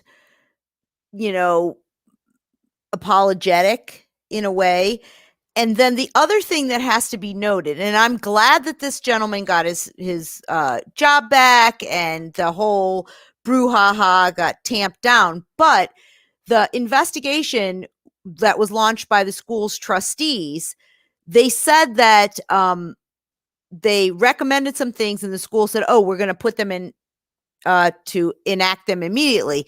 And one of those was structure post quality assurance. So it's kind of knowing what's going on in the classroom. But the other one that is somewhat concerning, more rigorous monitoring of teacher aides. So that sounds to me like they're going to be paying attention more to what the teacher is saying and what for example, the teaching aid of showing this picture or showing a film. And so the teachers are going to be subject to a lot of, over the shoulderness. And then the final thing is it pledged never to use images of the prophet in any further future lessons. Wow. Okay. Yep. So despite this instructor getting his job back, which is good. I'm glad he got his job back. You don't want to deprive someone of their livelihood. I'm glad he was safe. I'm glad the furor tamped down. They did capitulate because I don't know. I could be wrong because I haven't seen the, standards and practices of this school for everything. But I'm wondering, does it say they would never use a picture of Jesus? Does it say they would never show a picture of Buddha? Does it show they never show a picture of the flying spaghetti monster? I don't know. But if I were a betting person, I would bet the answer is no. So despite the good part about him getting his job back and everything, and he was safe, and that they acknowledge, yes, it has an educational benefit, but less than acknowledging the educational benefit, what they were doing is sort of kowtowing and saying, well, he didn't mean it. He actually thought it was okay. But in the future, we'll never show a picture of the prophet again, regardless of whether it has an educational benefit or not. So that right there is sort of trying to have it both ways, but more so submitting to the demands of the people who are saying you're not allowed to do something because of our set of beliefs and that our offense is paramount. Look at these people. The picture shows protesters outside Batley Grammar School in West Yorkshire in March. Look at this. I would be scared if I was this teacher. Look at this. If this was, look at these men, all of them. They look like they're going to a gang rumble or something. Oh my God. I would not feel safe in United Kingdom as an anti-Islam atheist activist. Like, this is like insane. UK, like, seriously, it's so scary. Like, imagine you're teaching people about, like, I don't know, freedom of speech and blasphemy, and obviously you're going to show the picture. Obviously, you have to display the picture that you're talking about, as if you're talking about the subject. You're not going to enforce blasphemy laws in your schoolroom, like, which they kind of are. And yeah, but and it was the religious class. Yeah, but I'm just saying, like, and it's a religious class. Why wouldn't you show that? You have to show that. It's the subject of the goddamn class. But then you have to worry about this.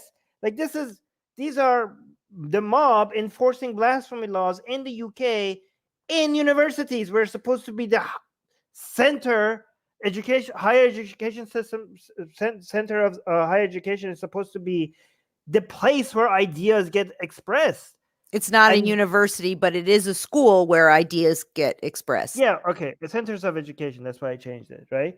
That's why I said centers of higher education are a place where you expose students to certain ideas, right? And United Kingdom is now a place where these places get to be intimidated by people who want to enforce the rules that they have in their dogma that is not written in the country's laws, but somehow, because of intimidation tactics, they manage to get their laws enforced on people that don't share their dogma, don't follow their rules. They're enforcing Islamic rules on people who don't follow Islam, and they are getting away with it. It's absolutely ridiculous. Yeah, and even if the school, like, backs down at this, even if the school completely backed down, the thing is that as a teacher in United Kingdom, you still have to worry about people like this showing up at the school, right? Or busting into your front door, like what happened to Mufti Abu Layth. Right, exactly. Yeah, exactly. Like, you're breaking and busting your windows and coming to scream and terrify your wife and children. Yeah, in the United Kingdom, you're not safe to express your ideas. That is not harming anybody. You just your opinions about a religion, or you express it, like, not even your self-blaspheming, just the blasphemy of others being the subject of your discussion. Like, you're not even blaspheming. You're just discussing other people's blasphemy as a subject of the discussion of this religious class. And you can't even do that. Even if the school backs down, even if the government backs down, they're not protecting you against a mob like this. And Armin, to your point about discussing blasphemy, that was exactly the reason the teacher showed the picture, to give them a definition so that they could see it and understand it, that this could be considered blasphemy in certain religions. That is why he showed the picture, because he was discussing the concept of blasphemy and how it's viewed by religions, because it's a comparative religion class. I still think that teachers in France or United Kingdom need to show solidarity at some point, right? And just there needs to be a campaign by teachers all across the UK where at one day they all at the same time say, like, not on our watch, teachers protecting teachers. We're all, whether it's the subject of the class or not, thousands of teachers at the same time first they come to the class and they say that what they're explain to the class that they're about to show a picture of Muhammad, and anybody who gets hurt by that and doesn't wish to see that is free to leave. Okay, and they give like a 10-second or 20-second heads up to the entire class, and then they expose the entire class to a blasphemous picture of Muhammad to spread the risk, to defend all other teachers from blasphemy laws, and to protect the rights of teachers to be able to teach to their students what they think is necessary for them to see. I think this needs to be done in UK. There needs to be a day dedicated to teachers protecting teachers. And yeah, just say not on our watch. Something like that. Something like this needs to happen. Sus. Yeah, I think it's so shameful that I feel like it was basically like a condition or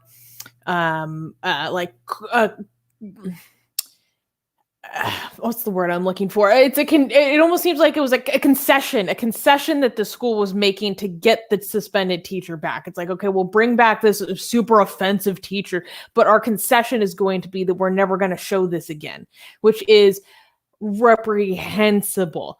Okay, and there were some pertinent comments in the live chat. The Rabid Atheist is saying it is the same enforcement of blasphemy laws in the name of diversity and tolerance. It's crap.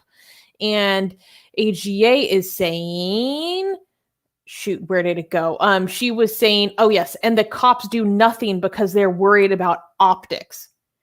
Everything about this going down in the UK is about optics, not about principle. Not about what's actually useful for furthering discussion, understanding, or education. And it is cowardly. Like, I don't know what's happening to the UK, but over and over again, you see this worry about optics over actually what's right throughout the police and throughout institutions. We see this as far as the police not wanting to admit in protecting people who do horrible things to children because they're too afraid of being called racist. Okay? So they leave children defenseless over the sake of their own optics. Right. It's shameful. This is actually a very important point, because not all form of censorship is a violation of free speech, okay?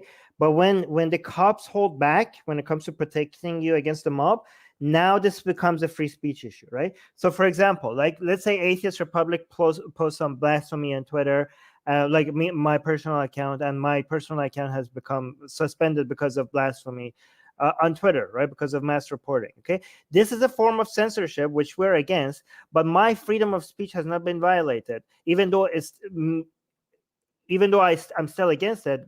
Saying that my freedom of speech is not violated doesn't mean that I am A-okay with it, right? But again, because there was no government crackdown and penalties on what I said, it's not a free speech violation. But freedom of speech violation could be in the form of the government penalizing you for the things you're saying, or it could also be in another way. It could also be the government involvement could be them not protecting you in the same way they protect other people, right? So if there is unequal protection against threat by the governments, that could also be a form of violation of your freedom of expression, right? So because of optics, or because again, now we have the government involved, this will become, if it is true that if a mob is coming after you for some reason, for like, I don't know, for you, let's say for being, I don't know, you're being abused because you're gay, and the police is coming there to protect you against the mob, but now you're being abused because, I don't know, you said something against Islam,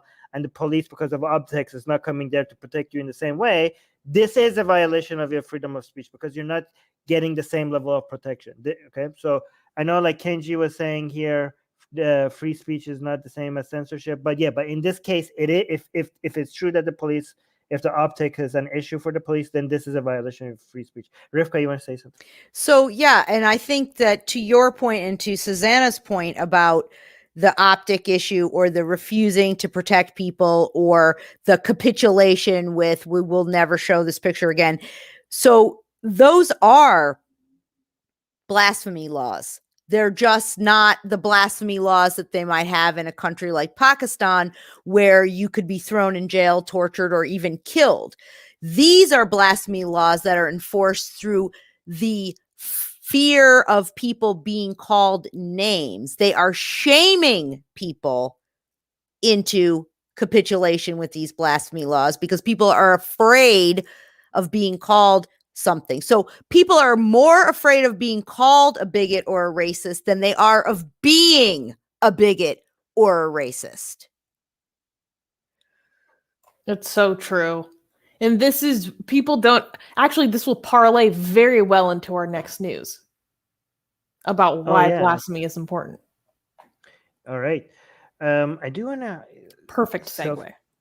Perfect segue, but I do want to use this, read this comment. It's a good comment. Suze, you want to read this while I get Secular Rarity is saying, I do love this art, but the discussion on this article is really why I watch Atheist Republic. Aw, thank you. Incredible takes from all three of you. We're like a pretty good team. We're just coming at them. I like how Secular Rarity cheers us up with like, this is really... I don't know. I thank you so much, Secular Rarity. It's like motivating fuel. Yeah, and if I do say so myself, I think the three of us are kind of killing it tonight. You're not wrong. You're not wrong. All right. Can we clap for the next? I know the answer, but I'm gonna ask it anyways. Can we clap for the next news? Yes. Next news. Upcoming event at the Center for Inquiry Canada, Atheist Republic's Blasphemous Art Project. So, guys, I am really excited to share. I am announcing it here for the first time that, drum roll please, I am going to be giving my own individual talk. I'm going to be giving my own speech, just me, at the Center for Inquiry.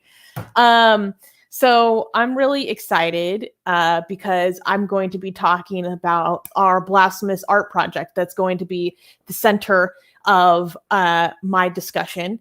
And I'm going to be talking about lots of different aspects about it. I'm going to talk about like how this started. I'm going to talk about what I believe is the moral imperative of blasphemy or blaspheming. And I'm also going to be talking about blasphemy as a tool and the utility of blasphemy. And I'm really excited. I also want to work in a little bit about, the power of mythology and creating our own stories. I have all these ideas percolating in my head about what I want to get into. So yes, this is upcoming. This is going to be on Thursday, June 10th. And I'm really excited about this. And so that's about 2 weeks from now. I'm going to make sure to remind you guys, okay? And Armin was kind enough to post the link to the Facebook event across all of the platforms. And in just a second, I will post a link to the meetup event. Let me do that right now, just in case people don't have Facebook. So yay, this is very exciting for me. It was a fantastic opportunity. And I want to say thank you to Ona Romano, the executive director at the virtual branch of CFI Canada and CFI Victoria for giving me this opportunity. By the way, I like how Susanna is being recognized in so many places as a valuable, Susanna is building bridge between Atheist Republic and all these other atheist and secular institutions like, Council of Ex-Muslims of Great Britain, Faithless Hijabi, CFI.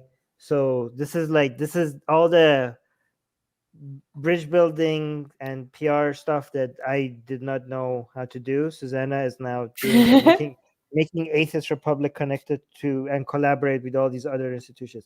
I keep ruining our, bridges that. Also with ex-Muslims of North America. I keep calling them out for the stuff that they do making mistakes. So I keep, burning down bridges. And Susanna, I'm in the corner. I'm like, Susanna's building bridges. She's building as fast as you burn down. I keep coming out. I'm like, this organization did this wrong, and why did they do this, and why did they do that? And Susanna's like, oh, I'm in the corner. we're not going to be able to work Why with would anybody. you say that? And I'm just in the background controlling it all. Oh, no, that's it. Oh no, guys, no. This about. That was a joke, you guys. No, It was a yeah, joke. For those no. who get it, they get it. For those who Yeah. don't Oh my worry God. about it. Yeah. Oh my God, we're gonna get in trouble, guys. Check out the links in the description and also in the live chat, and go check this event out, and go cheer Susanna when she's speaking in the live chat. It does encourage her to know. It's really great. Aw. Every time Susanna goes from Atheist Republic to these other events with other atheists and secular organizations, our community just hops over there, and they're always there in the live chat. And I know they're always cheering going crazy. Sometimes I'm not Yeah. gonna lie. I get a little worried. I'm like, you guys better be on your best behavior. No, don't be. No. It's good. You guys go there. Go cheer her on. It's great. Okay, cool. But yes, this is a subject that it's one of the things I'm most passionate about, especially as a free speech absolutist. Removing blasphemy law globally is something that's very important to me. It's something I study in my free time, and I'm very excited for this opportunity to talk about it more in depth than I normally get to on our streams or in other conversations with other people. So if this is of interest to you, make sure to join. Or maybe if you see our blasphemous art and you like our blasphemous art and you want to get some insight into our creative processes, what we're thinking, why we choose the themes that we choose, this is a great opportunity for you to learn more about this aspect of what we do at Atheist Republic. So Yay. please come join. Yes. Okay. Cool. That was good. Today we had fun today. Yes, we did. I had a lot of fun today. Yeah, the live chat was awesome today as well. It's also so much better when Rivka is here, because her commentary is just so good. It's true. And I know the audience agrees. Yeah. All right, guys, make sure you subscribe to our newsletter. Link in the description. If you want to get free blasphemy, sexiest, juiciest blasphemy, like, guys, in the history, like, once they write a book about blasphemy, there needs to be an entire chapter dedicated to Atheist Republic's blasphemous art, right? We have completely revolutionized the way blasphemy is done, right? Mm-hmm. So we need an entire chapter in history books for blasphemy. Okay, that's what we do. We have, right? We're the Renaissance of blasphemy. That's how we're gonna know that we made it. And Yes. you can get a taste of that for free, and all you have to do is sign up for our newsletter, because we're that freaking jealous, and it doesn't stop. We send it to you every week, sometimes multiple times a week, because we're that good to our people. If you have no idea what we're talking about, make sure you subscribe to our newsletter so you get our free blasphemy mailed to you. Rivka, you're muted. You keep muting me and I keep unmuting myself. I never muted you today. All right, go on.